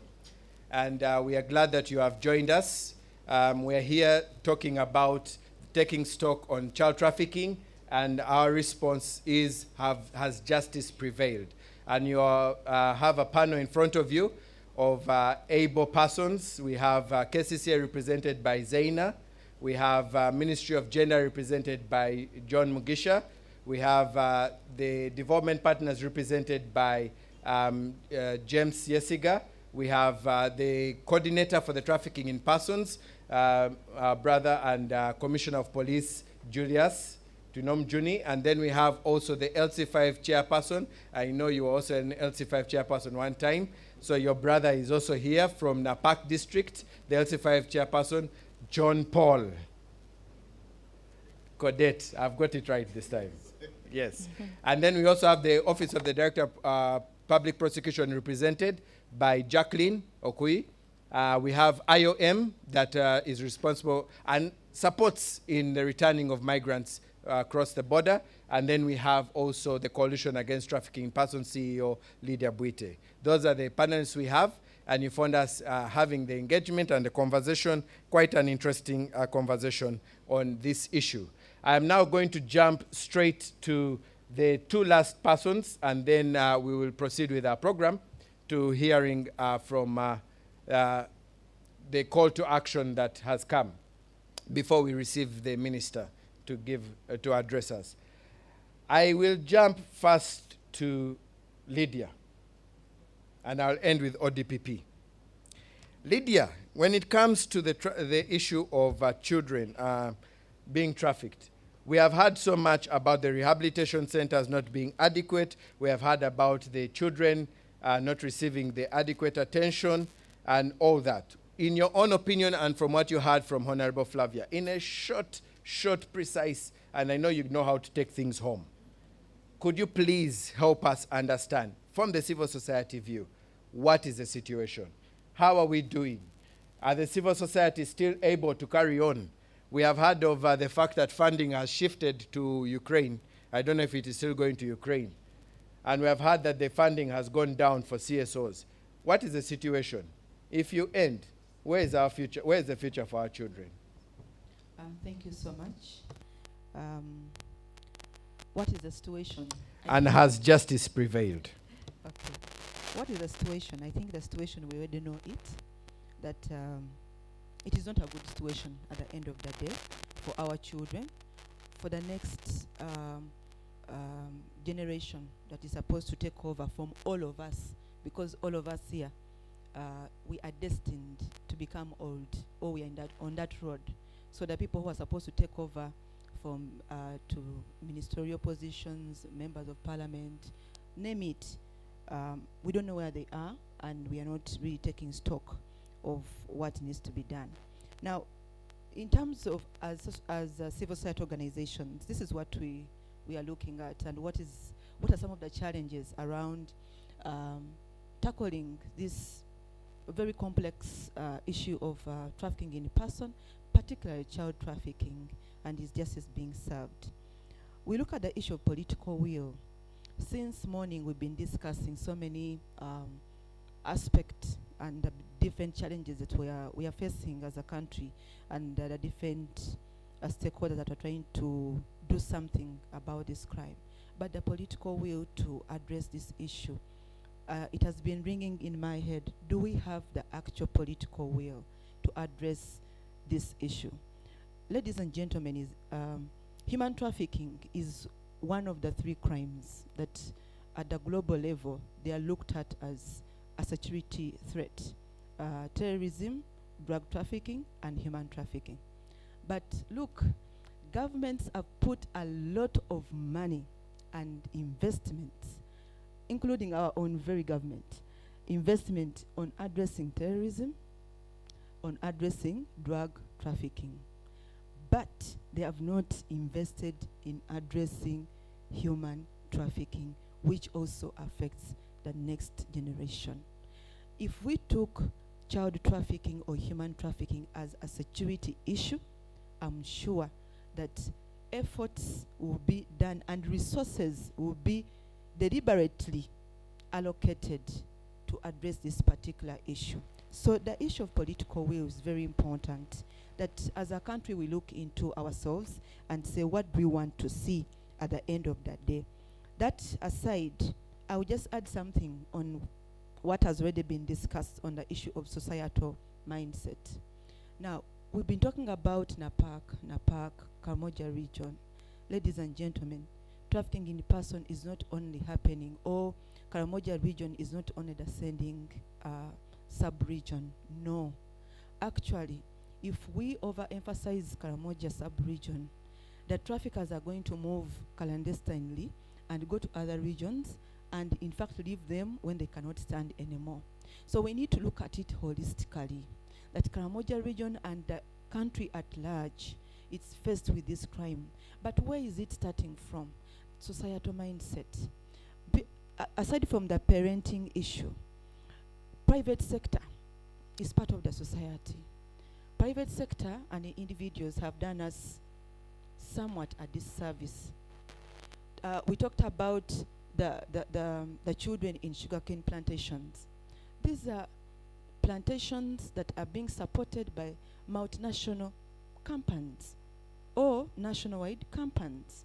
So the role of private sector in ensuring that we also tackle is very important. So the societal mindset is really big. And when I say societal, it goes to all of us. All of us. The children, the parents thinking children are a source of income. Individuals thinking children is a source of cheap labor. Looking at even government, the Honorable talked about the whole issue of, I think, no, it wasn't actually Honorable, it was Commissioner, talking about the whole issue of corruption. It starts with a mindset. If you're supposed to do something, your omission or commission to do something is that you are corrupted already, and you're contributing to this crime to thrive over and over again. So, this is another issue is we talked about the resources. The resources that go to offices where Jackie is going to be coming in. We talked about, I forget, Commissioner told us about the whole that we arrest, but then investigation.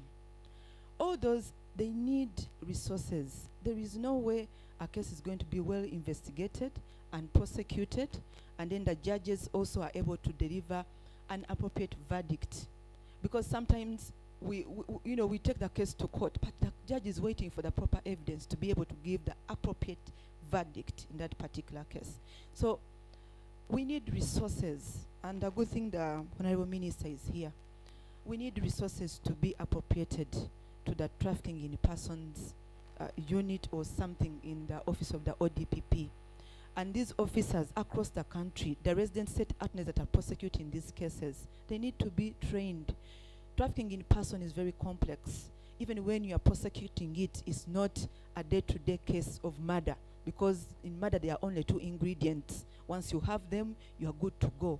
this crime it is complex and is ever evolving. So they need capacity building, and they need to be facilitated to be able. Plus the Department of Investigation. Right now we have, yes, right now we have, I think it's a unit within at the head office, CID, that is doing the investigation of the crime of trafficking in person. But remember, it is only based at head office. How about at the regional level? How about at the district level? Is there a cascadation of these departments as we go along, and them to be resourced enough? If, for example, you are to investigate a transnational case, the amount and the resources needed, and the other question is, are our officers ready to do these investigations at the transnational level? We have issues around mutual support, legal assistance that these officers struggle with when it comes to investigation and prosecution of some of these transnational trafficking in persons cases. We need also to work around it. Issues around ODPP getting, first seeking, I think it's supposed to seek permission before prosecuting in transnational organized crimes. We need to look into those issues because there are bottlenecks around ensuring that we access justice, and even if it comes. Lastly, the regional interventions. We are in the East African region, and the commissioner has been submitting saying when he went to Kenya, he was told that the Ugandan domestic workers, moreover, these are child domestic workers. They are not adults. They're not talking about adults. They're talking about child domestic workers at the regional level. What does the Common Market Protocol say? Are we really implementing it? I think Minister of Foreign Affairs or Minister of the East African Community Affairs, we really need to ask those very hard questions. What does it say? Why are we having that? Even officers in another country know that we have this number of children being brought in, and we know even where they are. So we need to take interventions also at that level to see do we have the political will also at the regional level to curb this crime of trafficking in person moving forward. Thank you. Thank you very much. Thank you very, very much. Moderator, before, yes, I want to put some information correct. Yes. Trafficking in person is not only investigated at headquarters. Every district now has the capacity. The CID officers. So we only keep supervising the investigations. Yes. Thank you very much. The only question is, if we made it a full department, won't we achieve more? That's another question. A full department has its budget, is well-resourced, and all that. You know what comes with being a department. I want to now shift, before I shift to ODPP, I have been alerted that the woman MP for Napak District, Honorable Faith Nakut, is online. She's joining us from Nairobi. She had another meeting. Some MPs have gone for a meeting in Nairobi. But when I followed her up, she said, no, this one I have to talk. I have to be there. This is for my children in Napak. Honorable Faith, are you there? I want to give you opportunity. I have seen your message online on the chat box, but I prefer your voice is heard, bringing it out. Honorable Faith? Honorable Faith? Yes, please. I can hear you, Damon. Yes, please go ahead and share your thought. Okay. On whether justice has prevailed on the matter of child trafficking. Yes, please. My own view is that it has not prevailed that much. Because, for example, in the case of Napa, we have a police station, yes. Most times they arrest and put their traffickers and keep them for days. And when the police struggle with the logistics to take those people to a nearby court, after some days they are released. So there are issues that have continued to hinder the action of justice, because the district of Napak itself does not have a court of its own. Yes, my district chairman and his council offered some land for putting up a court, but it has not received any money yet to put up a structure. So we to go to other places, other districts, and then the police is struggling to find a way of taking the traffickers to other districts. The process, the delay, offers room for those traffickers to be released, they're released. So it has made it look like we are not serious. So the traffickers are arrested and they are released after some days. Administration of justice itself, access to the courts, the work of the prosecution, the prosecutors also cannot. There are issues of logistical challenges, but also human resource challenges that are affecting the administration of justice, which we must agree they are an hindrance to the justice that we need our children to get. So it has not worked. Yes, we agree the child trafficking is on the rise, not only in family case. I told you that when I'm here to follow up a number of our children who are also enslaved here, so I can get a feel of what they go through when they sleep on the street every night. So the issue, yes, while we acknowledge it is there, we are not giving it the deserved attention. I feel bad when we talk about Koblin, for example.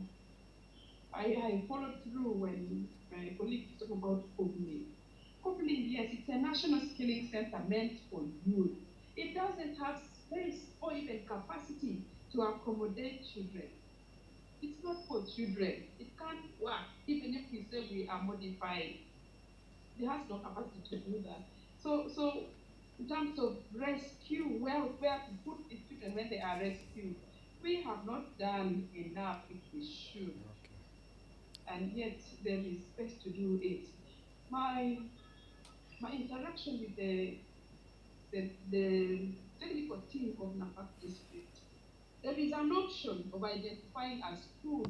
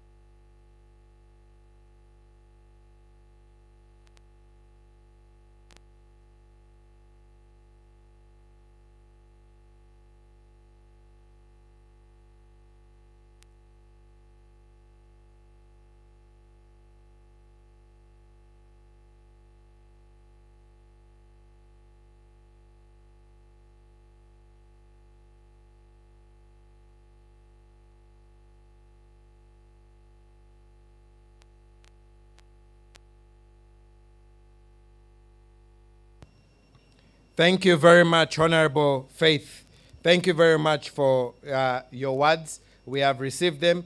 And because you have said so much about prosecution, about the courts being far, about the prosecution, now let's listen to the prosecutor herself. And I mean, I don't want to even ask you the question. Probably you can just give us, from your own experience, Jackie, has justice prevailed? In your own view, has justice prevailed? Have you been able to prosecute? We have had some of the examples from Commissioner. But what are the bottlenecks? What are the hindrances for justice? We're asking because children need justice. What is stopping justice from prevailing? If it has not prevailed, if it has, please let us know. Thank you so much, Damon.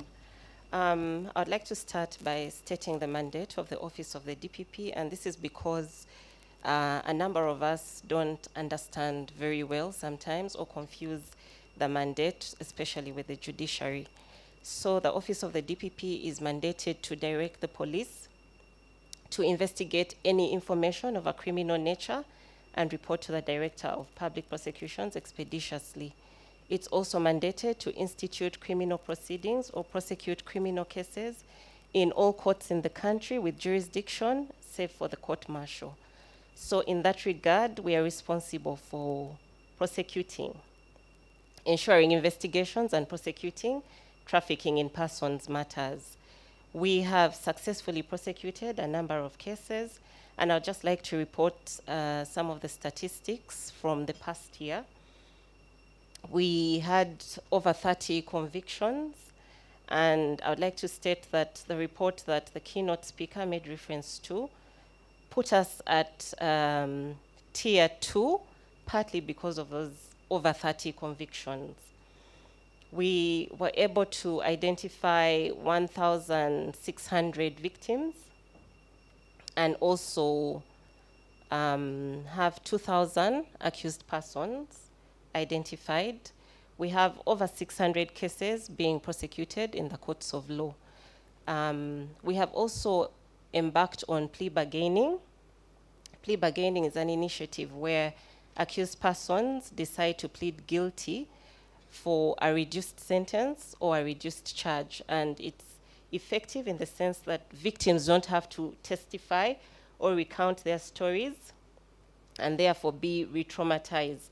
And it also ensures that the cases are fast-tracked, so you get quick justice. And in respect to plea bargaining, for instance, we have had about 20 cases in Mbale region and Jinja region that have been successfully concluded through plea bargaining. Recently, in June, we had a case of Musitwa Ali, who sacrificed his child for 1 billion shillings. That case was plea bargained, and we settled for a sentence of 25 years imprisonment.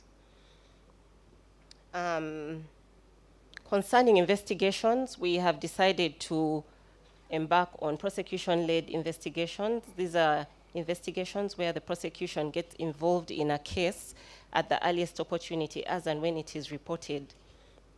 And we do this to ensure that investigations meet a certain required standard and to also ensure that there are no unnecessary delays in investigations. Capacity building, we have done extensive training of prosecutors and investigators in charging trafficking in persons cases, investigating and prosecuting these cases, and ensuring that they are properly handled, properly investigated, prosecuted, handled, and managed. Concerning data collection, we have come up together with the Human Trafficking Institute with what we call TIPMAP. It's a data tool, a data collection tool where information about trafficking in persons cases is recorded in real time. So the prosecutors are able to enter data in this tool in real time as and when cases are received, as and when we have milestones in the cases. And so now we're able to get information about trafficking in persons cases all over the country. We have gotten a specialized division for trafficking in persons cases to ensure that special attention is given to these cases. And we also have focal point persons all over the country to ensure that these cases are being properly managed. For victim protection or witness protection, we have a Department of Witness Protection and Victim Empowerment, which liaises with CSOs to ensure that our victims are being protected. For capacity building, we have come up with trafficking in persons guidelines. These guidelines were launched last year to ensure that the prosecutors are guided on how to handle trafficking in persons cases. And this we did with the help of the Human Trafficking Institute, and we also developed the ODPP charging standards, which guide the prosecutors on how to charge accused persons or suspects. So we are seeing an improvement in the manner in which suspects are being charged and cases are being handled by both the prosecutors and the investigators. Please permit me to mention a few challenges that we are having. The first one has been sort of mentioned by Lydia. We have the problem, Honorable Minister, of the requirement of consent by the Attorney General when it comes to transnational trafficking in persons cases. We find this unconstitutional because the Director of Public Prosecutions is constitutionally mandated to institute criminal proceedings against any individuals or authorities. So we just don't understand why the Attorney General has to consent to the charges. And we have realized from practice that the process of having to go to the Attorney General to seek his consent takes long.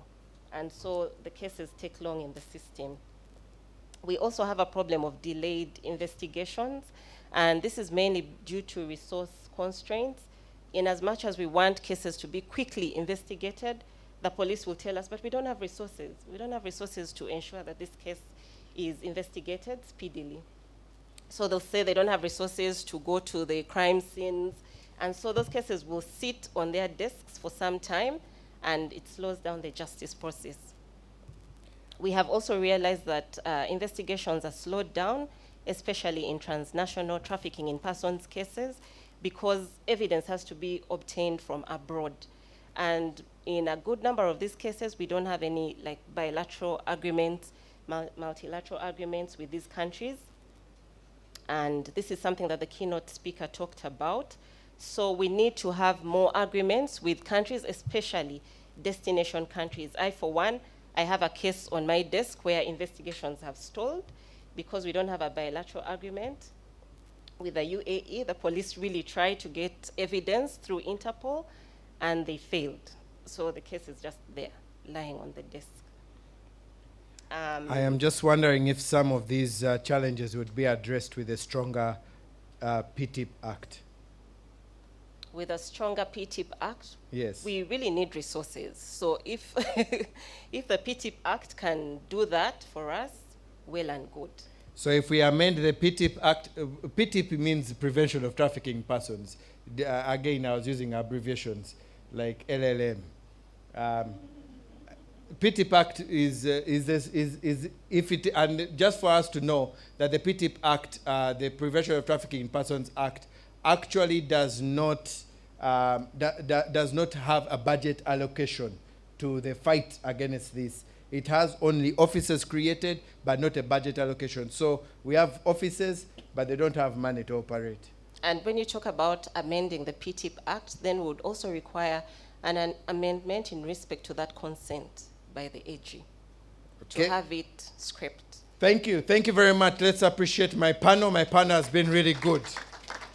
But Honorable Shifra, you are not going to survive because there's a question here online for you, because we had Uganda Human Rights Commission. And somebody is asking, let me just track that question for you very quickly, if you don't mind, Honorable Shifra. Forgive me for jumping onto you. Right, please. The question for you, Honorable Shifra, is when do you see Uganda Human Rights Commission focusing on social and economic rights other than political rights? Ouch. Yet all children have a right to education, but because of failure to retain children in school, it becomes a push factor. That is from Solomon Lumumba. Thank you so much. Uganda Human Rights Commission has a lot of mandates. Those are the functions, and then it has also powers. Enshrined in the Constitution, when you open the Constitution under Article 51, 52, and 53, we have the functions that we follow. And we do not only deal with only the children, but we deal with all the people of Uganda, and in all aspects of life, not only political, but we also go social and economic. So we do not deal with only political issues, but we do with all aspects of life in regard to human rights to all the Ugandans, no matter what tribe, what color, what political affiliation, gender, religion, we are there for all the Ugandans. So we are there to serve them. We have different officers in different regions. My minister is here. We shall meet him and forward our problems to him for better services. And we call upon every Ugandan who is actually finding problems with his or her human rights. Uganda Human Rights Commission is there to serve you and also protect and promote your rights. Thank you so much. Thank you. I am a witness to that. I have ever been, I don't know if it is summoned or I have ever appeared before the Uganda Human Rights Commission on issues of children, and I have submitted and I have seen it actually appeared in the last 2 reports. So we can actually present our issues to the Human Rights Commission and they'll be captured. So they do actually capture issues of social development and children. Yes, Honorable Shifra.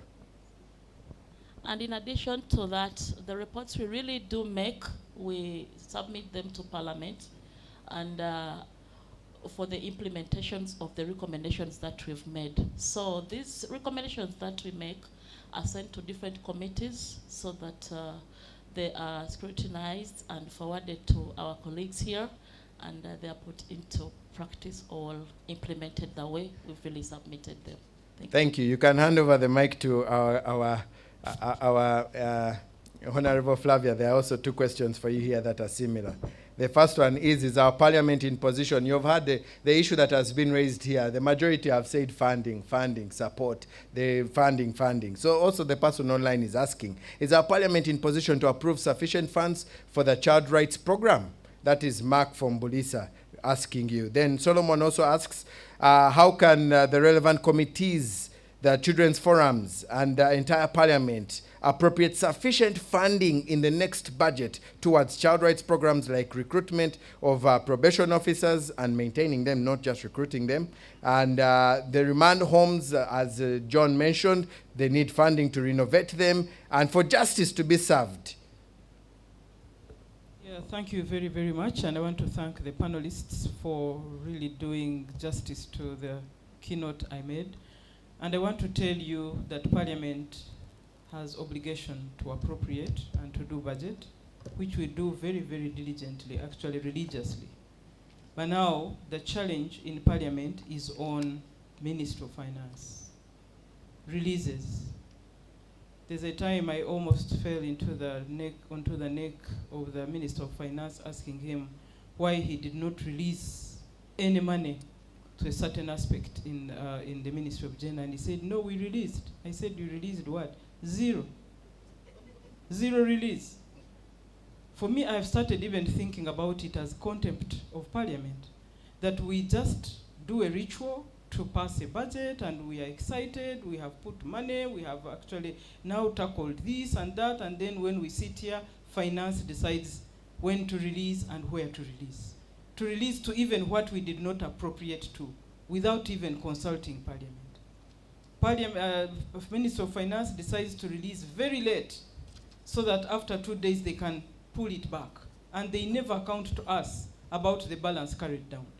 So the next time, we are already in the next budget cycle, before they even release a penny to some of these sectors.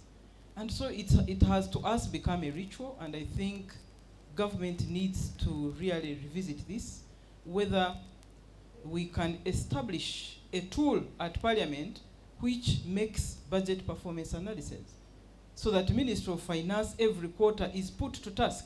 Come and tell us how much you release and why you did not release as such, so that the appropriations in Parliament and the budget processes that take us a lot of time and are very tedious. We have already started. We have done the National Budget Conference. We are busy going to the regional budget consultations, and people in the regions are going to raise a number of things, like the chairperson Napak here raised. But at the end of the day, it is a ritual. We clap hands for a virtual budget. Actually, we have started conning Ugandans with big budgets so that they can get excited that their things are in the budget when they are not going to be done. So we better be realistic and honest on the budget. If there is no money, let us know there is no money. And then we as Parliament appropriate in respect to the no money. But you cannot tell us you have a budget of 50 trillion and then we get excited to push in things, and then at the end of the day, in one day, Minister of Finance will be crying that now the economy has had an accident. So we need these answers really as Parliament, and we are going to continue to put government to task to see whether Minister of Finance does not need to go to Ministry for Disaster Preparedness. Thank you very much. You're reminding me of 3 visits I made to 3 districts, and when I was interacting with the cow there, the cow said that yes, the probation office receives money, but after the activities are done. So they do the activities, and at the end of the quarter, they should receive before the quarter starts, but they receive at the end of the quarter. So they backtrack the payments. I don't know how that is done. Ladies and gentlemen, allow me ask you to appreciate our panel. There is a question that came in for you, Jackie. The question is, of the convictions that you mentioned, how many are actually child trafficked related? Do you by any chance have the statistics? Not at your fingertips. Okay. But I think I had a view of that report. I do know that more than, for the last period of time, at least I know that the child trafficking cases were more than the adult cases reported, of the cases mentioned. Yes, Honorable, because you're the LC5 chair, I will allow you, but we need to move on to the next item for 1 minute. One second. Thank you so much. I wanted to say this because it is very prudent for the Honorable Flavia. Yes, please. As she chairs this committee. One, she mentioned about reviewing the Education Act. Honorable, as you are reviewing the Education Act, factor the concept of speeding up the process of coding schools. The schools in my district, the areas specifically that are affected where these children come from, they have two schools out of the parishes that are there. Can you imagine, I have about 22 schools, primary schools, against 59 parishes in Napak. So meaning about 37 do not have any primary school, and we have sent this for coding. Now, if we talk about comprehensive, inclusive, and compulsory education, where will these children, when we are returning them, go for education? Back to Kampala. Two, as partners, when we talk about returning these children and these adults home, can we then come up with a very comprehensive resettlement plan that will have a framework when we are taking these people, how long are they going to stay from where my brother says they have only come there for screening? Because if we leave them there, then when will they go home? There are those who are already ready to go home. Now, have we got that framework, that strategy, that we can return them back home? Honorable Minister and Honorable Flavia, the Koblin, my MP talked about, it is becoming a reception center rather than a rehabilitation center. And so I do read that every region should have a rehabilitation center. But in Napak, or a remand center. In Napak, they remand home. You travel all the way to Mbale. The one that is constructed in Morota has not been completed. Now you see the cost that's attached to take a child up to Mbale. And then when you're prosecuting these traffickers in Napak, you may realize that from Napak does not have a magistrate court. But 40 kilometers is what somebody has to travel. Now the problem is that the witnesses sometimes fear the cost, and then we lose the case. This is where our problems here. So why is very justice? Important. So I felt I should bring that. Because that's our very country important. is not alone trafficking. Napak is not alone. I do know India is about 14 million people of child trafficking. You see India about 3.2, and you see Pakistan about 2.1. And now we are talking about Napak. I want us to take this as a Ugandan national problem. Thank you. Though Napak contribute to 80%, but other regions contribute too. Thank you. Thank you very much. That's very, very important for us to know. I mean, if the probation office is given only 500,000 and then they're supposed to transport the children, 500,000 per year, and they're supposed to transport the children every month to the rehabilitation center. Thank you very much.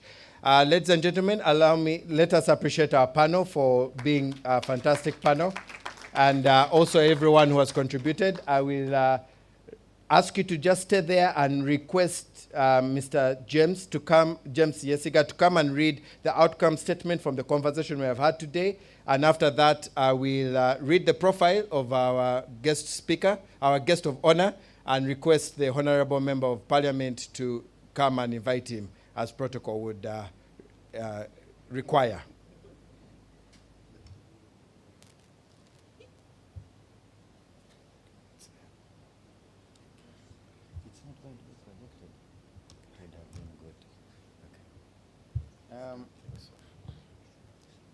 Thank you very much, Damon. Can we give an applause to our very able moderator this morning?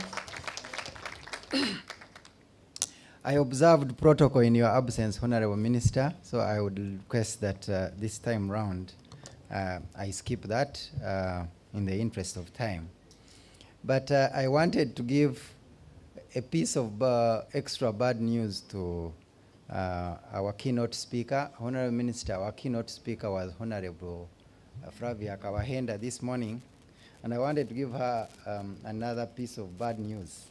When you do these appropriations in Parliament and the budget is passed, only 18% actually reaches the destination, particularly the one on social protection, where we have an interest as people concerned with child protection. So, and when budget cuts come, it is actually the sector that suffers most. So I just wanted to highlight that to you before I go into reading this statement. So it appears then that the Ministry of Gender is as vulnerable as the people it is trying to protect. And I do not know how we can cure it of that vulnerability. And I'm not saying that jokingly.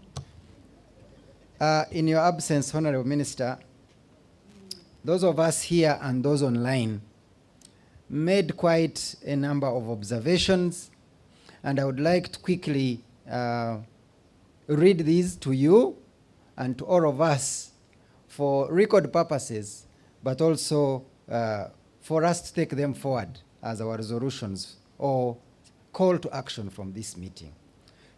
Today, the 22nd of September 2022, on behalf of the civil society organizations and other stakeholders, including representatives of different government departments, would like to present an outcome statement and call to action to various stakeholders here present. And we want to start with government. We call on government to ensure that laws on trafficking are being implemented, including the enforcement of sub-county bylaws and support towards the passing of popularizing the NAPAC Child Protection Ordinance that is equally stuck at the office of the Solicitor General, that has been slow in handling it to the extent that 3 years down the road, we don't have a response. We call for an increase in funding for the Probation and Social Welfare Office, as well as the Police Department, particularly the Unit for Children and Family Protection, but also protect it against budget cuts, because we have realized that it's more vulnerable when budget cuts actually happen. We call that perpetrators of child trafficking, especially in urban centers, are arrested, prosecuted, and hopefully convicted. But all that depends on how resourced the entire system will be. We call on the fast track of the passing of the National Social Protection Strategy, registry, and business case for financing for social protection to include a human rights aspect. We call for the increase and improvement in the quality of investigations, through which witness protection legislation and programs for whistleblowers and witnesses are embedded, but also, most importantly, to enhance the in-house courts to protect children. Honorable Minister, most children who are witnesses in courts find it difficult to speak out in an environment they are not familiar with, and is oftentimes threatening to them. Our next call is for an increase in resources dedicated to trafficking, including financing staff and retooling rehabilitation centers, remand homes, and juvenile centers, among others. And most importantly, police. Because when police is not facilitated to investigate and produce evidence, then the ODPP is incapacitated, and the judges have no choice but to dismiss the cases. And then all our efforts shall have gone to nothing. We call on government to address the social push factors which promote trafficking through supporting children to return and remain at school, including supporting vocational skilling for youth, addressing social disasters and calamities like famine and hunger, which have significantly contributed to the problem of child trafficking in Napak district specifically, but Karamoja region as a whole. We call for the support of returnees and survivors of child trafficking, not only to be able to be returned home, but also to be supported to stay home. We've seen cases where we return them home, but because they are not supported, they end up being re-trafficked, and then the cycle continues. To my fellow civil society organizations here present and listening to us, we call on you to enhance interagency collaboration with government, other CSOs, police, and stakeholders to be able to work and be successful in addressing the crime of trafficking. As we have all agreed and noted, it takes a collaborative effort to be able to actually succeed in this area. We also call on you to enhance strategic partnerships with governments and support the government to combat trafficking in Uganda and beyond. We call on you to create networks and conduct collective advocacy efforts at national level, and also avoid working in silos, or silos, depending on where you went to school. We also call on, once district task forces are launched, ensure that they are sustainable by working with key government structures at the district level, and also provide information and guidance and support to parents on the effects and causes of trafficking. We call on you CSOs to support government to create an alternative livelihood for families to combat trafficking.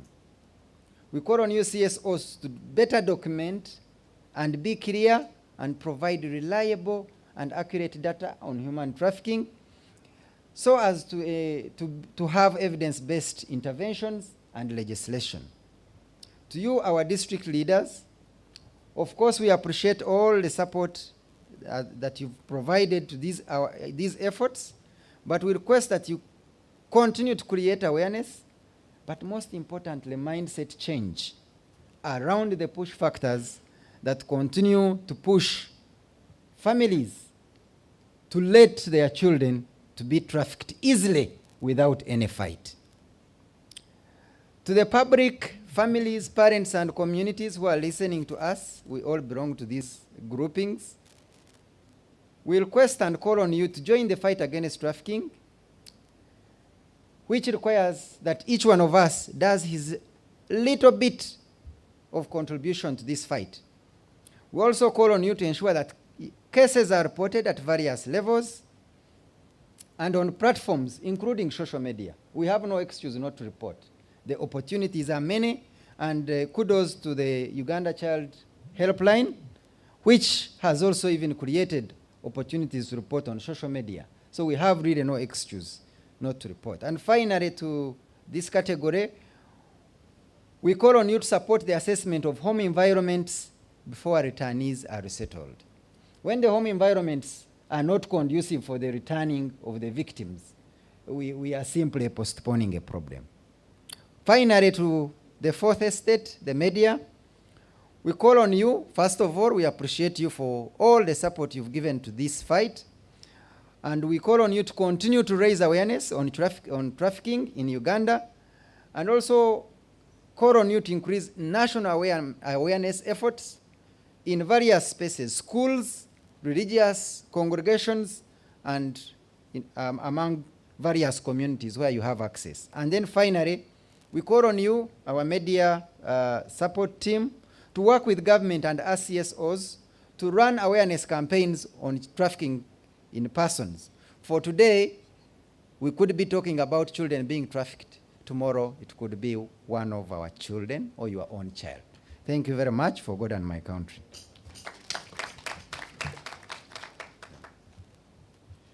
Thank you very much. I think that has covered everything. So, Honorable Minister, you have been brought up to speed. All that is what we discussed today about has justice prevailed? Please give me the profile. I attempted to do your profile, so if I backfire, please forgive me. Now, the photo is very good. We kept the original. Okay.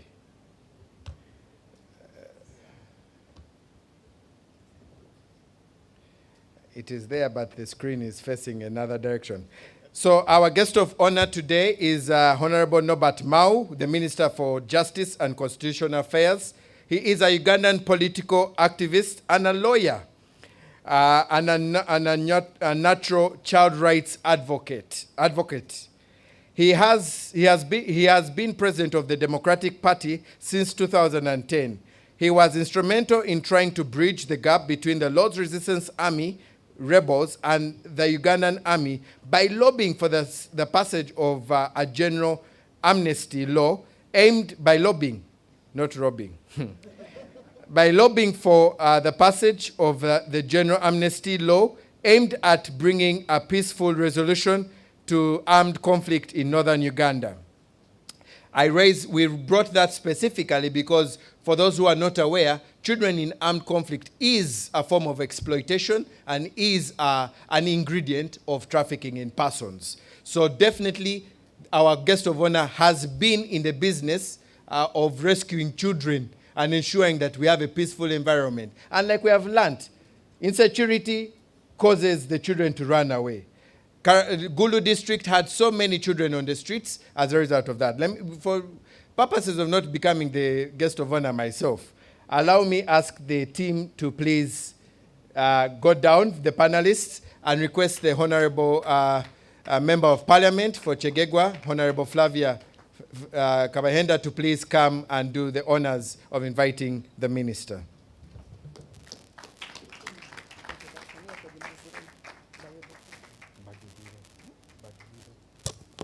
Thank you very much, Damon. The Honorable Minister of Justice and Constitutional Affairs, the Honorable Norbert Mao. You're most welcome. I've only been entrusted by a very important but simple responsibility to rise you up, to share your wisdom with us. And I know you are used to open book, and this is your chance to take advantage of that. Thank you so much. You are welcome to the podium.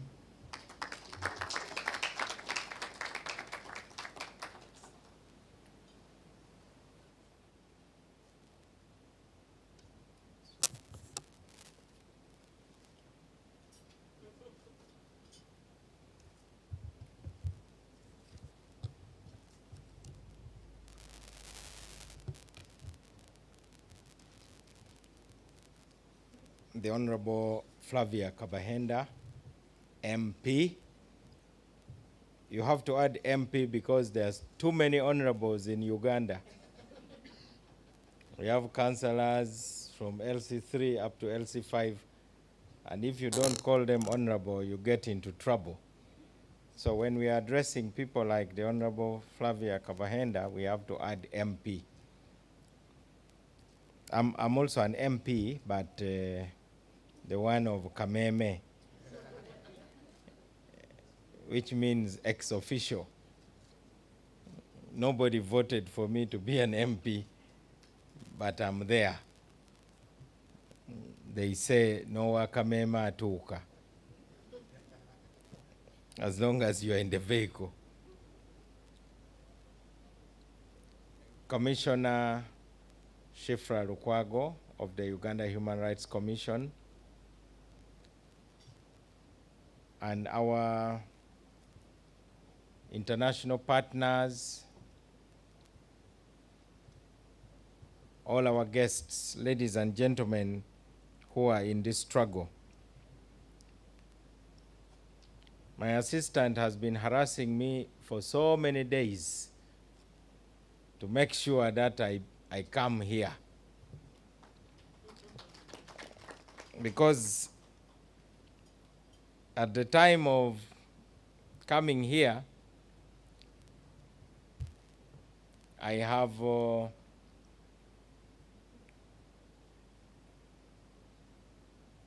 a memorial mass for our late party president, Benedicto Kiwanuka, going on in Rubaga.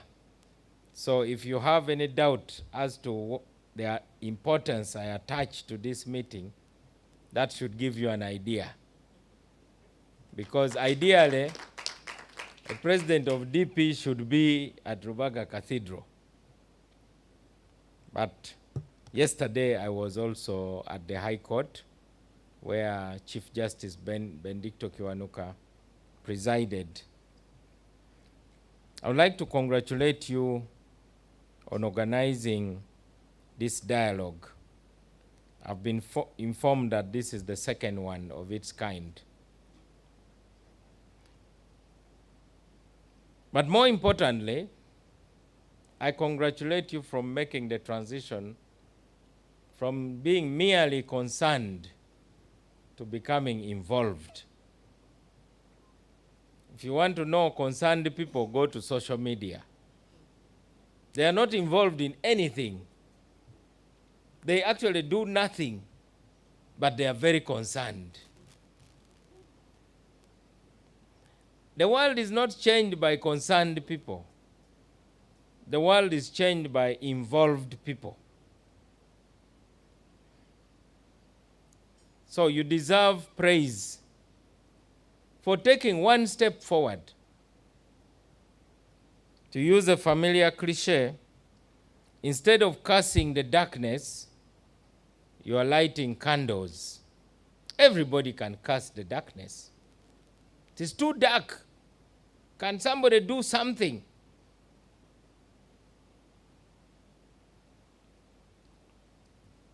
To illustrate my point of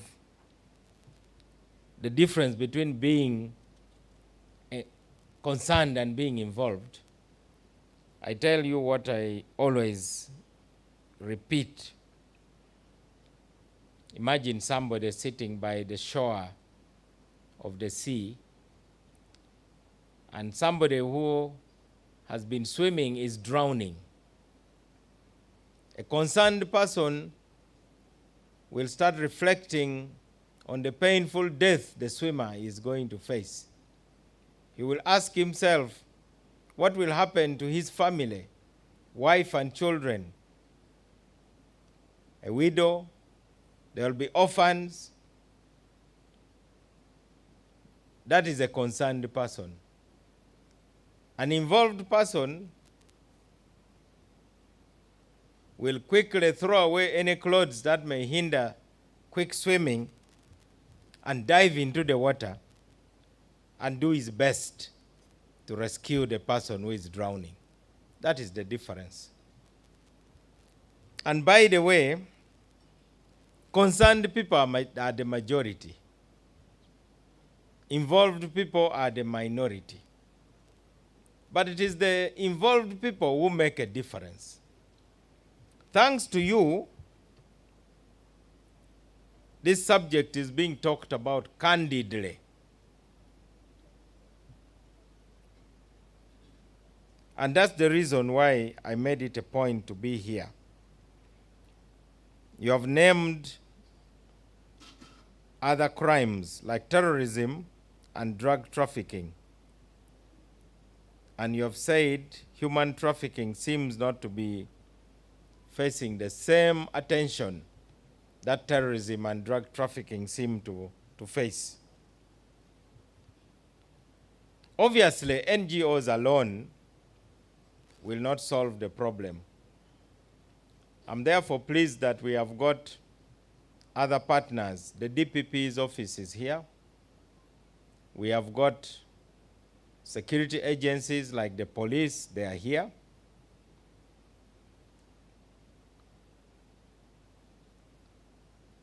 We need to be able to coordinate. So let me go to my work, because I've not come here to give you a lecture. You're very knowledgeable on this subject. It's not my place, and I'm not even qualified. But I'm now sitting in the office where I can do some of the things you want done.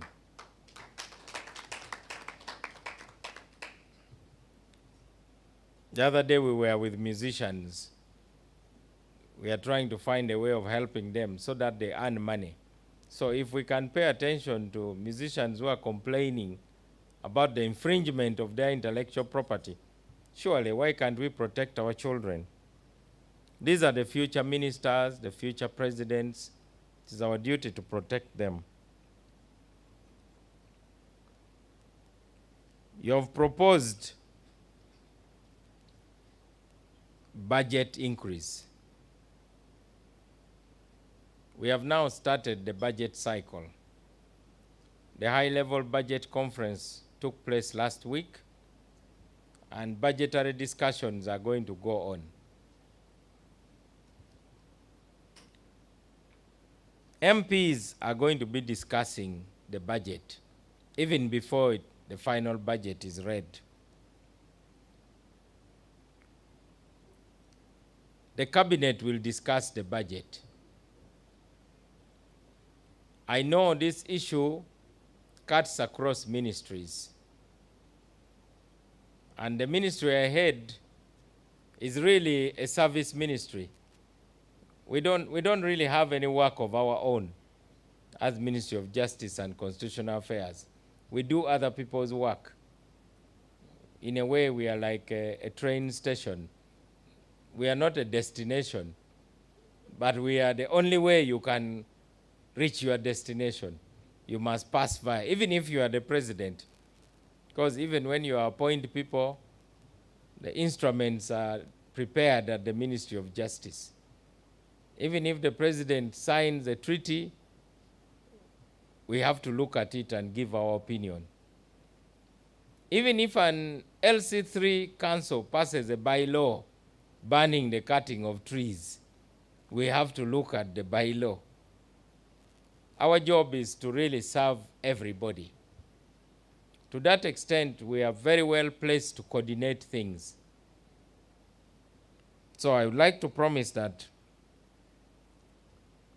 we will cause a roundtable meeting.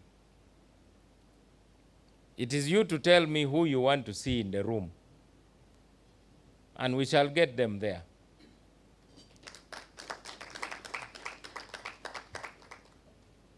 Together with the Attorney General, we are promoting what we call the whole of government approach in dealing with issues. I liked the person who talked about thinking in silos. Everybody is flying their little flag.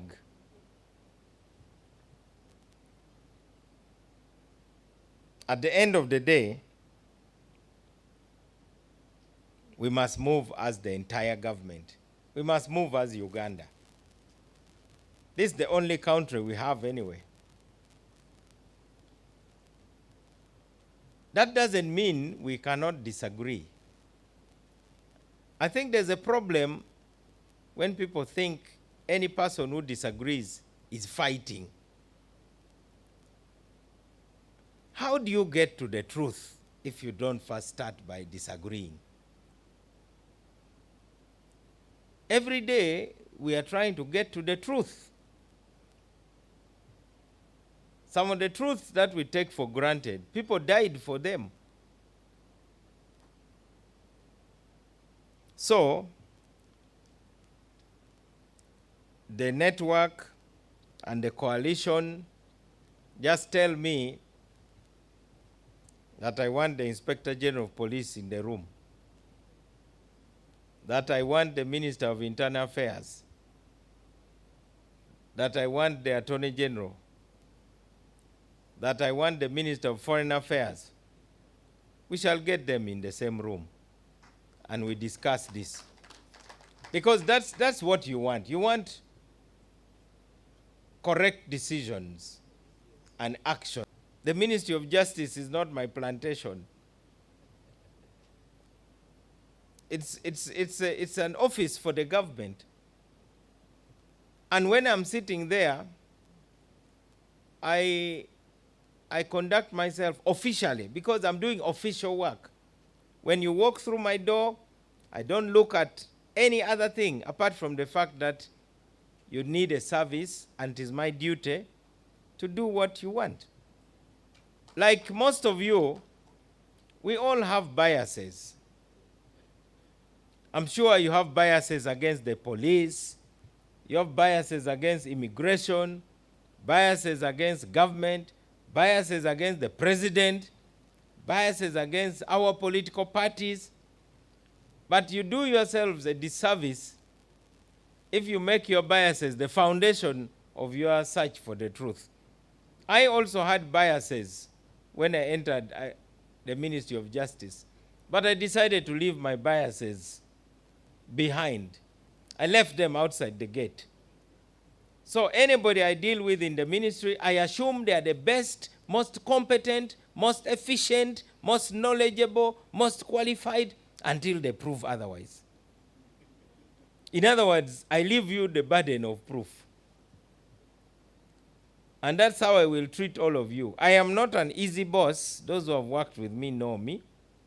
But I give everybody their chance.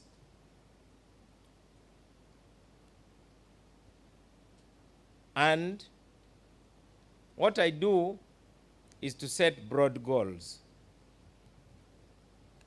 So we must send a clear message to the world that trafficking in Ugandan children is a very risky activity. For instance, can you carry marijuana into China? Because everybody knows you mess with the Chinese in relation to drugs, you'll call your mother's name in vain. So Uganda must send that message. That message we have only sent with regard to terrorism. Terrorists know that you don't mess in Uganda. At least we can salute our police force and the military and the intelligence for making that very, very, very clear. That in Uganda, if you try to practice terrorism, you will regret. Now we need to send a similar message in the area of trafficking.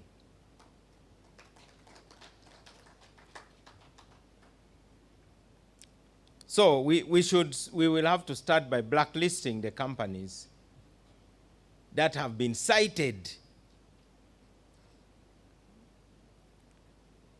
in trafficking.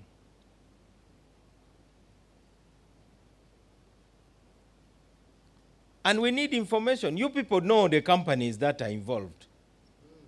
The mainstream newspapers, only very rarely, we hear that the companies belong to well-connected people. That's okay.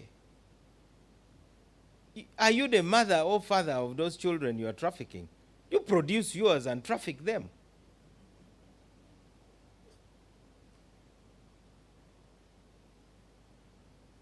So we must be very tough.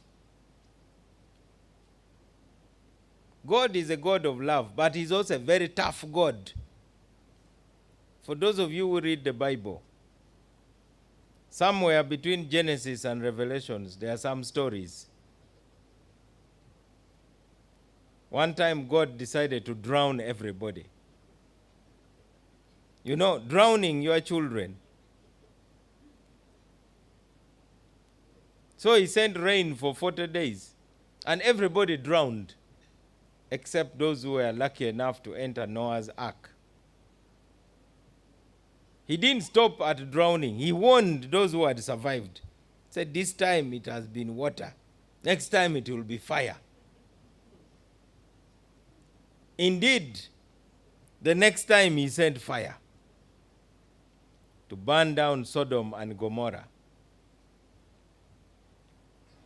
But I think he reached somewhere and then he realized that, it doesn't work. Maybe he should just sacrifice himself. And through that sacrifice, he managed to change the heart of human beings.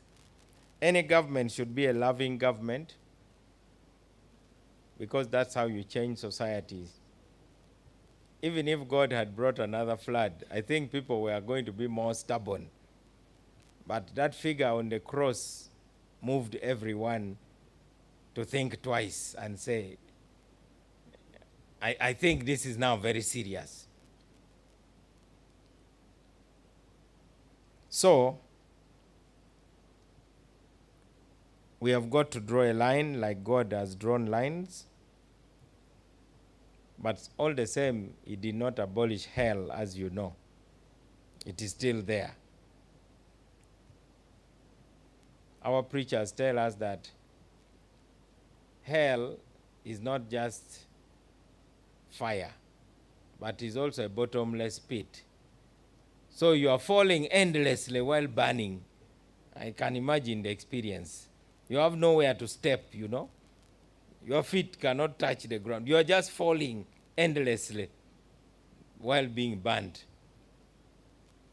So I don't know which one is more powerful, either the figure on the cross or this bottomless pit, which is on fire constantly.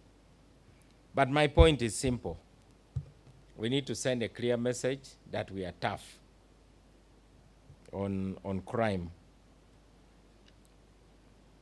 Some of these things can even be done by local governments.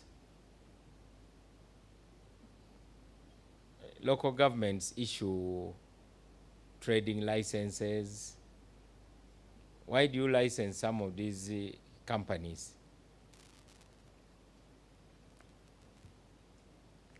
So I will be waiting for your list of people you want to see in our boardroom.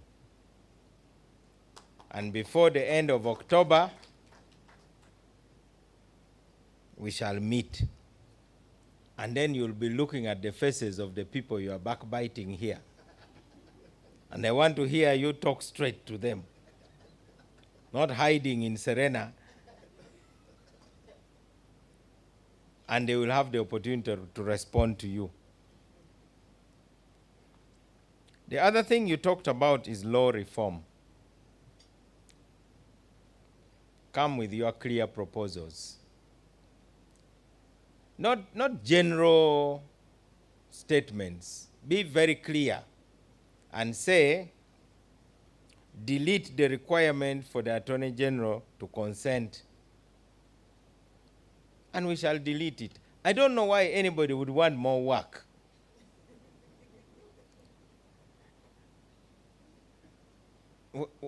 Personally, I only want to do my work. Anybody who can save me work, because what I want is to see it done.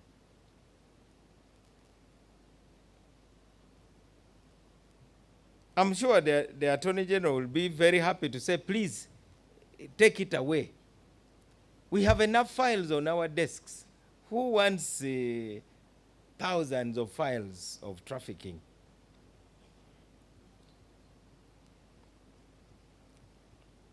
We also want now a clear report on which countries we need bilateral agreements with. I know we have Bahrain, we have Oman, we have the United Arab Emirates, we have Saudi Arabia. The procedure for initiating bilateral agreements are well established. All that we need is to engage in that same meeting. And we shall just have a one-page list of resolutions. And then we shall take it to the cabinet and ask the big people in cabinet that please make a resolution that the Ministry of Foreign Affairs processes bilateral agreements with the following countries to protect our children.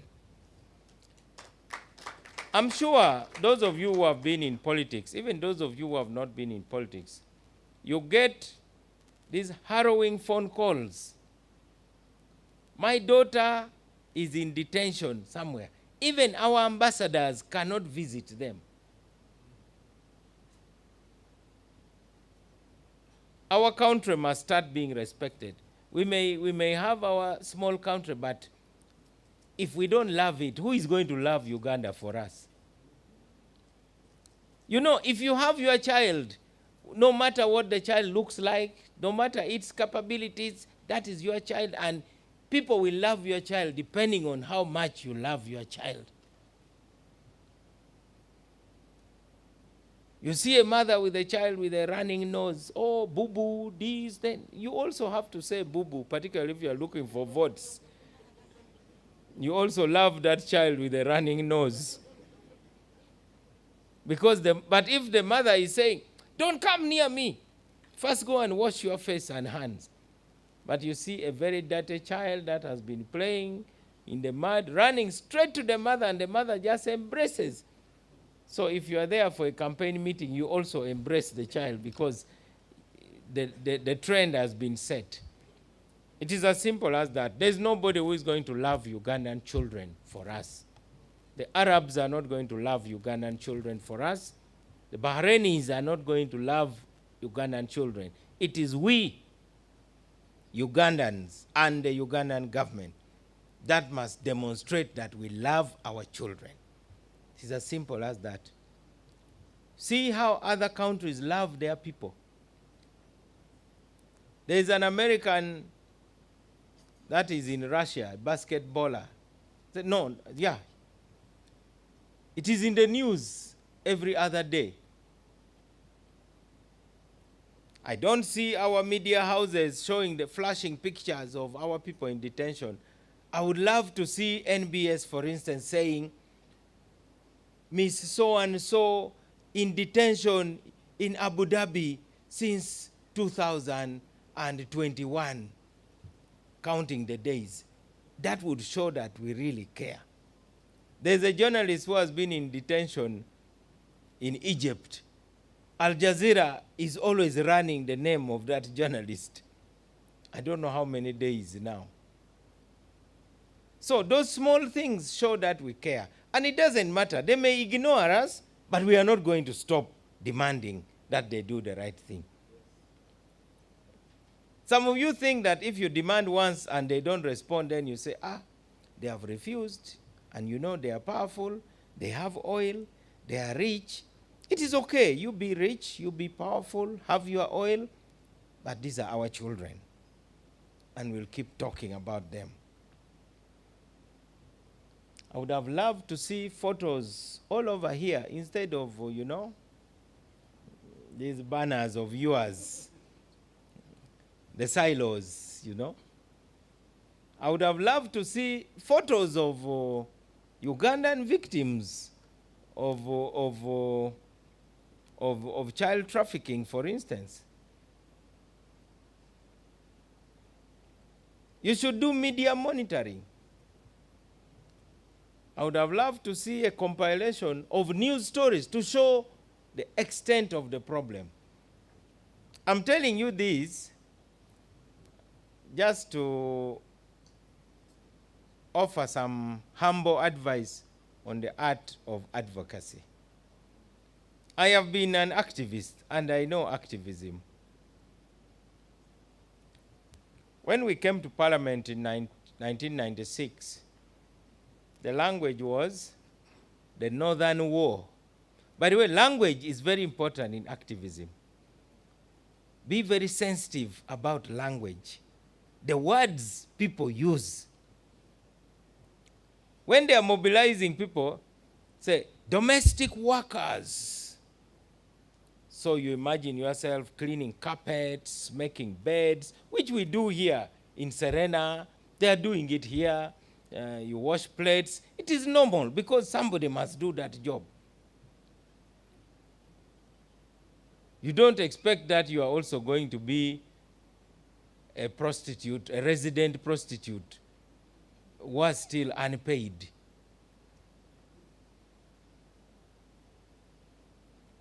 So when we came and we had people talking about the Northern War, we held a meeting and we said we have to change that.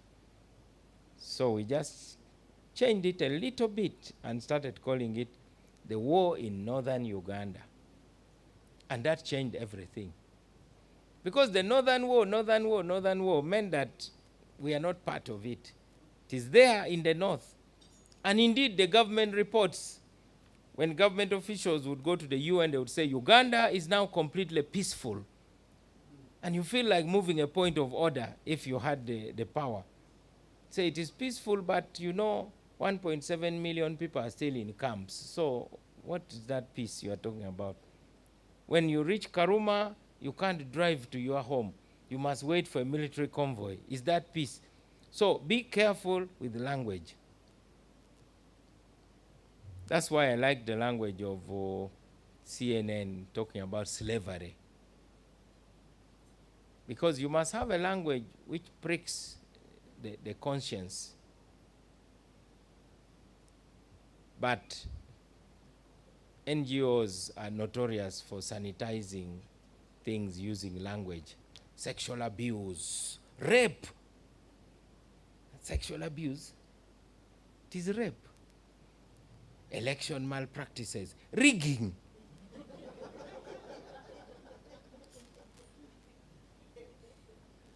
Loss of lives, murder. So I'm here to call upon you to use words that demand action. Why sanitize?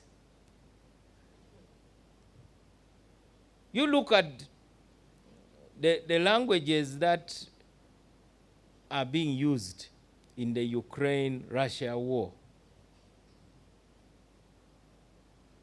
So if you really want to be effective activists, start with language.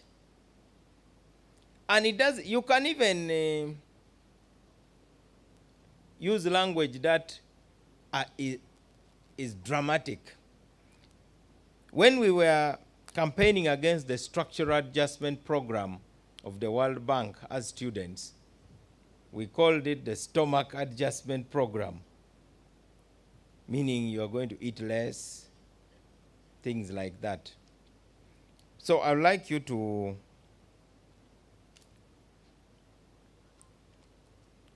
as activists, use stronger language. You look at taking stock of child trafficking. I think you are confronting it. Why are you taking stock? You are confronting child trafficking. You are here to confront an evil, you know? It is you are colliding because the other side also is determined. So when you use, or maybe your funders would not like you to say confronting. Okay, tackling. Since you love peace. Tackling child trafficking. Has justice prevailed? So, I'm a lawyer. When you have evidence, you demand a verdict. There is ample evidence. So there is no stock taking anymore. There is no more gathering of evidence. The evidence is out there. It is overwhelming. There's a case we are taught about in the School of Law of somebody who was spraying pesticides, and some of the pesticides landed into somebody's fish pond and killed all the fish. And the person responsible was denying that he's not responsible for killing the fish. So the owner of the fish pond brought a full load of rotten fish to court and delivered it. And the judge just held his nose and said, you know, the evidence is overwhelming. So this one also, the evidence is overwhelming. Because nobody could stay in the court. The judge made the quickest judgment. Summarily, just bang the gavel and say, the plaintiff's evidence is overwhelming. I award the following orders, damages, and so on, and then took off.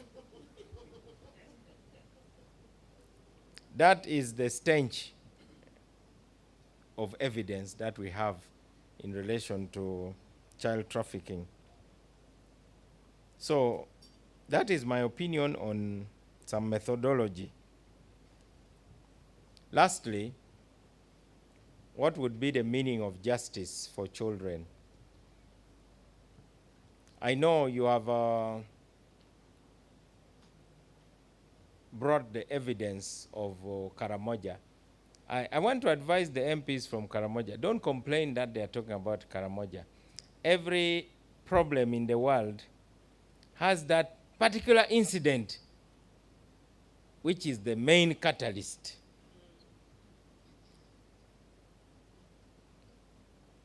If we never had Hiroshima and Nagasaki, nobody would be talking about how bad nuclear weapons are. But every time anybody threatens to throw a nuclear bomb, everybody says, remember Hiroshima and Nagasaki.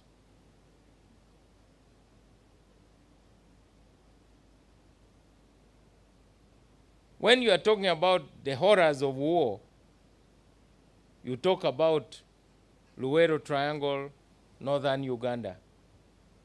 When you are talking about that Congo war, when you say Kisangani, Kisangani was not the only battle. There were many battles, but people remember Kisangani for particular. So the children of Napak should be talked about. They are like in the struggle for civil rights in America, they are like that lady called Rosa Parks. Rosa Parks was the catalyst. She was not beaten. Those days in America, you are not allowed to sit in the front of the bus if you are black. You must sit in the back. But she sat in the front, and they came and told her, Madam, your proper place is that one. And she said, you know what? I've been working the whole day. My feet are tired. I'm not moving 1 inch. So she was arrested for disobeying a lawful order. And then demonstrations. But how many black people had been mistreated? So I call upon the leaders from Karamoja, don't complain. This is exactly the spark we need. Change requires a spark. George Floyd. Is George Floyd the only black person to have been killed by the police? Others have actually been shot. But George Floyd became a symbol. So let Napak be the symbol of this evil of child trafficking within our borders.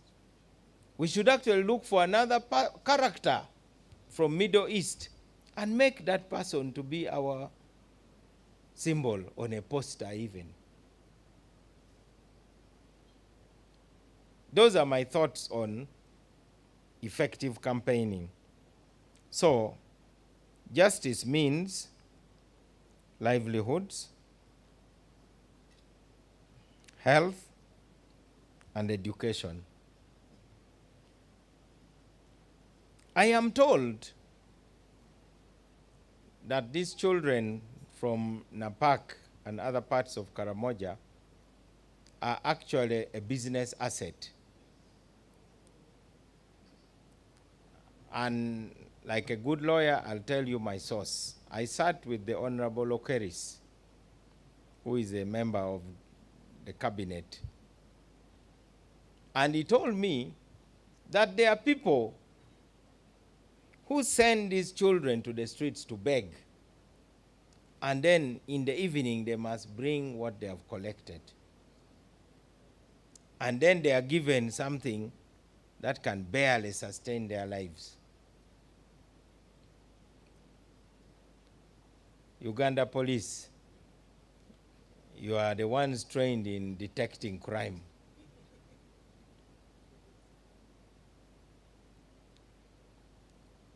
I wish you could do something revolutionary, like training some children to pretend to be from Napak And then they get into this web. They have listening devices. The entire conversation, you follow it. You track them. You have the ability. You have your cameras. You only need to arrest one, and that will be it.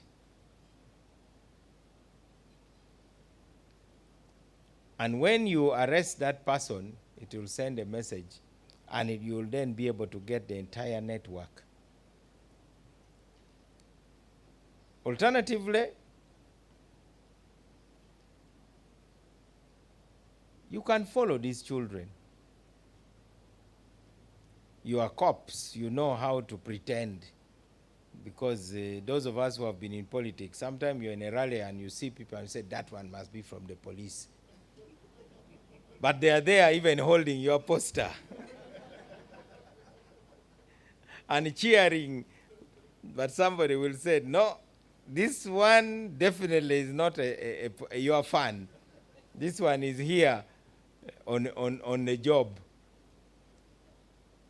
So you are in a position to follow these people. Where do they end up in the evening? You never know what you are likely to discover. Justice means health for these children. Justice means education for these children. If we do that, we will have achieved a lot as far as I'm concerned. I have listened to your statement.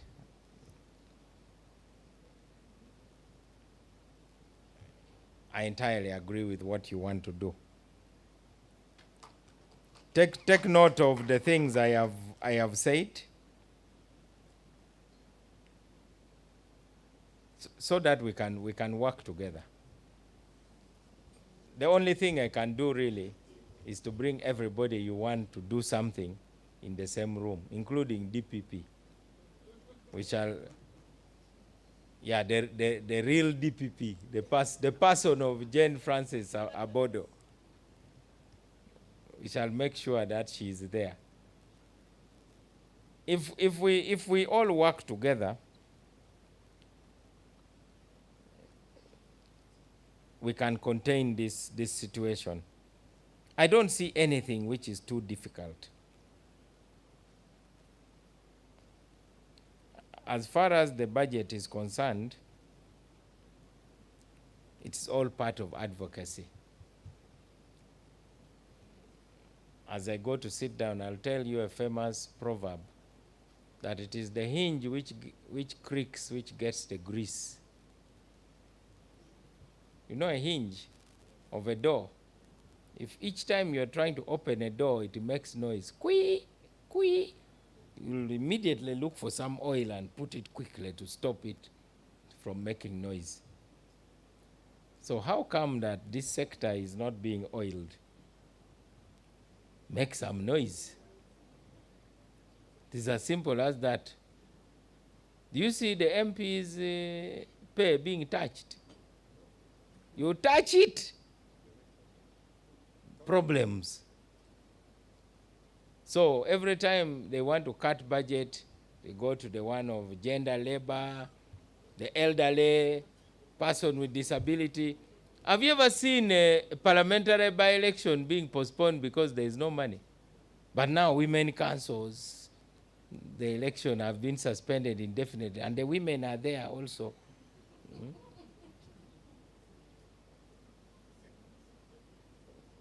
If an MP seat gets vacant in record time, money is found, vehicles are found, everything is found. Even the parties find money to be strong on the ground. Even those who are very busy, all of a sudden have time to be there. Because of the noise of the hinge. That is just my free advice to you. Even children know that, by the way. If a child is hungry, that is one problem. It needs food.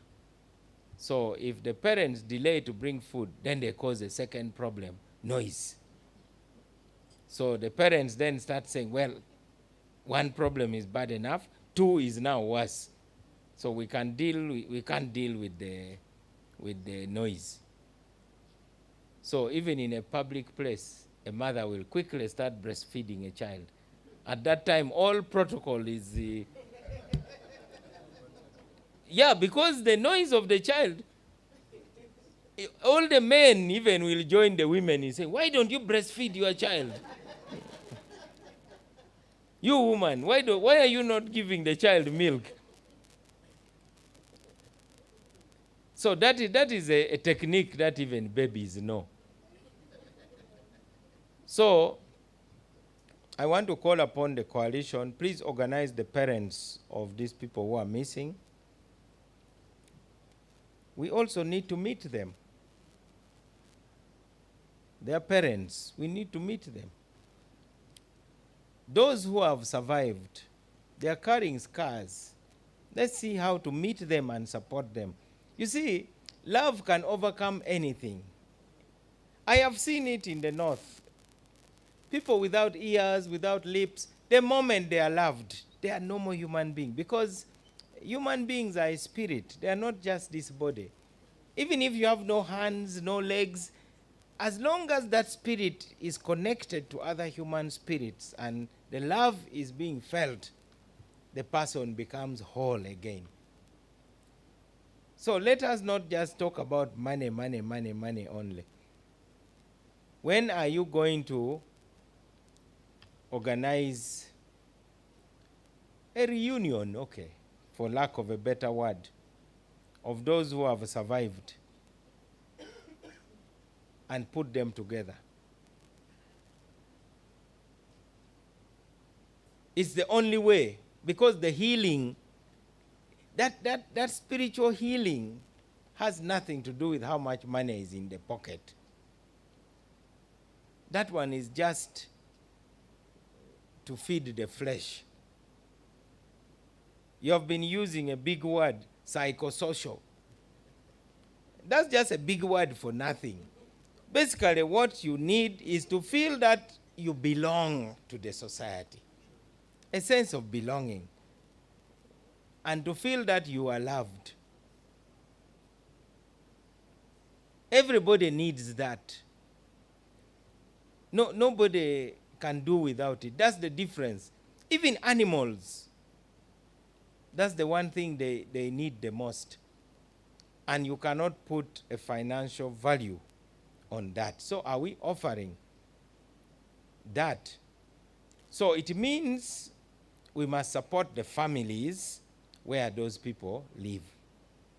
Some of these people are now mentally disturbed. I have on my table a whole file. I'm supposed to issue orders. You know, under the law, the minister must issue ministerial orders to remove so-called people of unsound mind away from our prisons so that they are taken to a proper place. Some of them have been there for over 20 years. Because the moment the court says this person has no capacity to stand trial, so they are immediately detained, awaiting ministerial orders. And others have been waiting for 20 years. That is a report we got from Honorable Shifra Lukwago's commission. And we are responding very swiftly. So she is another person who I hope you are now permanently recruited as the Uganda Human Rights Commissioner in charge of fighting human trafficking. So that now every file concerning human trafficking just says Shifra. Actually, you are going to be so busy, you don't now need to deal with the torture and these other things. In fact, that's enough. That's the worst form of torture. It is worse than being denied bail. It is worse than being arrested. Because in a foreign land, you know, knowing that if this man, the other day he called me, Dominic Ongwen, He's in a prison which is like Serena.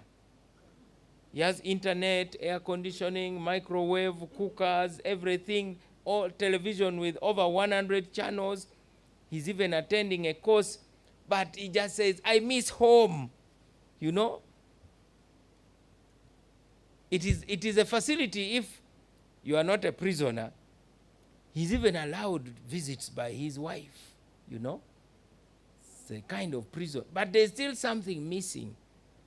So it is important for us to have that. I hope when you are coming for the meeting we are talking about,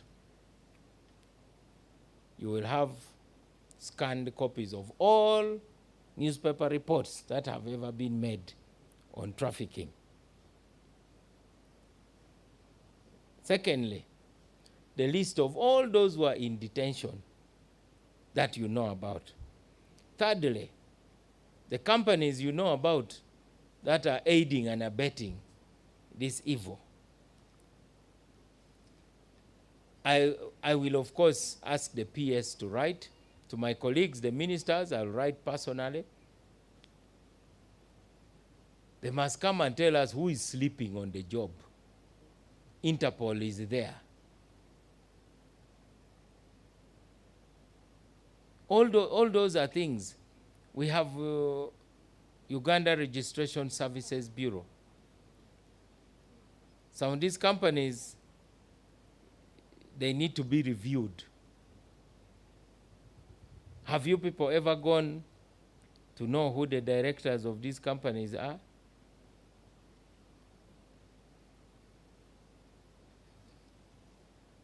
You know, wrongdoers are like cockroaches. They fear light. Cockroaches misbehave in the dark. The moment you turn on the light, you'll see them running in all directions, taking cover. So we need more to name and shame those who are, and worse still, now we hear about organ trade. You take somebody's son or daughter, they come back without a kidney. I read the stories in the newspapers. Somehow the stories just disappear. Nothing happens. The police is here. We will be interested in that meeting to get a report on what you are doing about that. Because Ugandans have enough problems. These ones we can solve. Let us solve them quickly. There's no reason why somebody should take away your kidney just because you are rich and powerful. With those very many words, I want to declare that I'm going to be with you in this journey.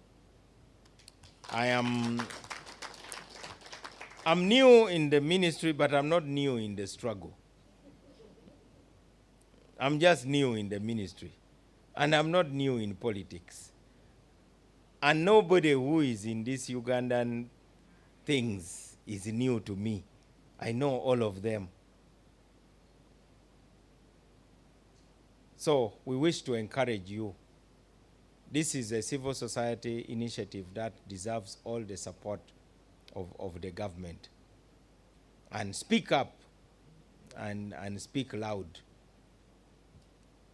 There is nothing that is better than what you are doing. Before God rewards you, at least let me say thank you to you for doing the best. May God bless you. I want to declare, am I supposed to close it? Because my letter did not say it. I have ever been in meetings where I resume my seat, then I'm told that people are not going to go away because the meeting is not yet closed. Which is not unusual with me. When I assumed office of district chairman, there was a guard of honor mounted for me before I went to the office. So I came, the parade commandant conducted the parade, I inspected the guard of honor. I didn't know a lot about those things, and I wasn't well briefed. So after inspecting the guard, I left them there and went away. I went to my office. So they remained standing. Because you are not supposed to leave until the principal who has inspected the guard dismissed the guard. So I went and opened a file and started working. Maybe the parade commandant thought maybe I was running to the toilet, you know, that I would come back. But somehow he followed me after about 10 minutes. Excuse me, sir. The guard is still waiting for you to dismiss. The parade cannot march out until you dismiss it. So I came and stood again, and we went through the whole rituals again. But you can understand, you know, DP has been in opposition since 1962. We don't know these government things. we last did it in 1961 with Benedicto Chiwanuka. But I promise, if the occasion presents itself, I will have learned the lesson. I hereby declare this dialogue officially closed for God and my country. Thank you very much, Honorable Minister. Thank you all those who joined online. Thank you all those who have come here and you've patiently waited. We greatly appreciate you. Just for us to know, we have consistently had 45 people consistent online and have not gone off, and from all over Uganda. So I'm very happy that we have had that number. I want to ask and request us all to stand, and we close with the anthems. This time I know the team is ready, and we will start, Honorable Minister, with the East African anthem.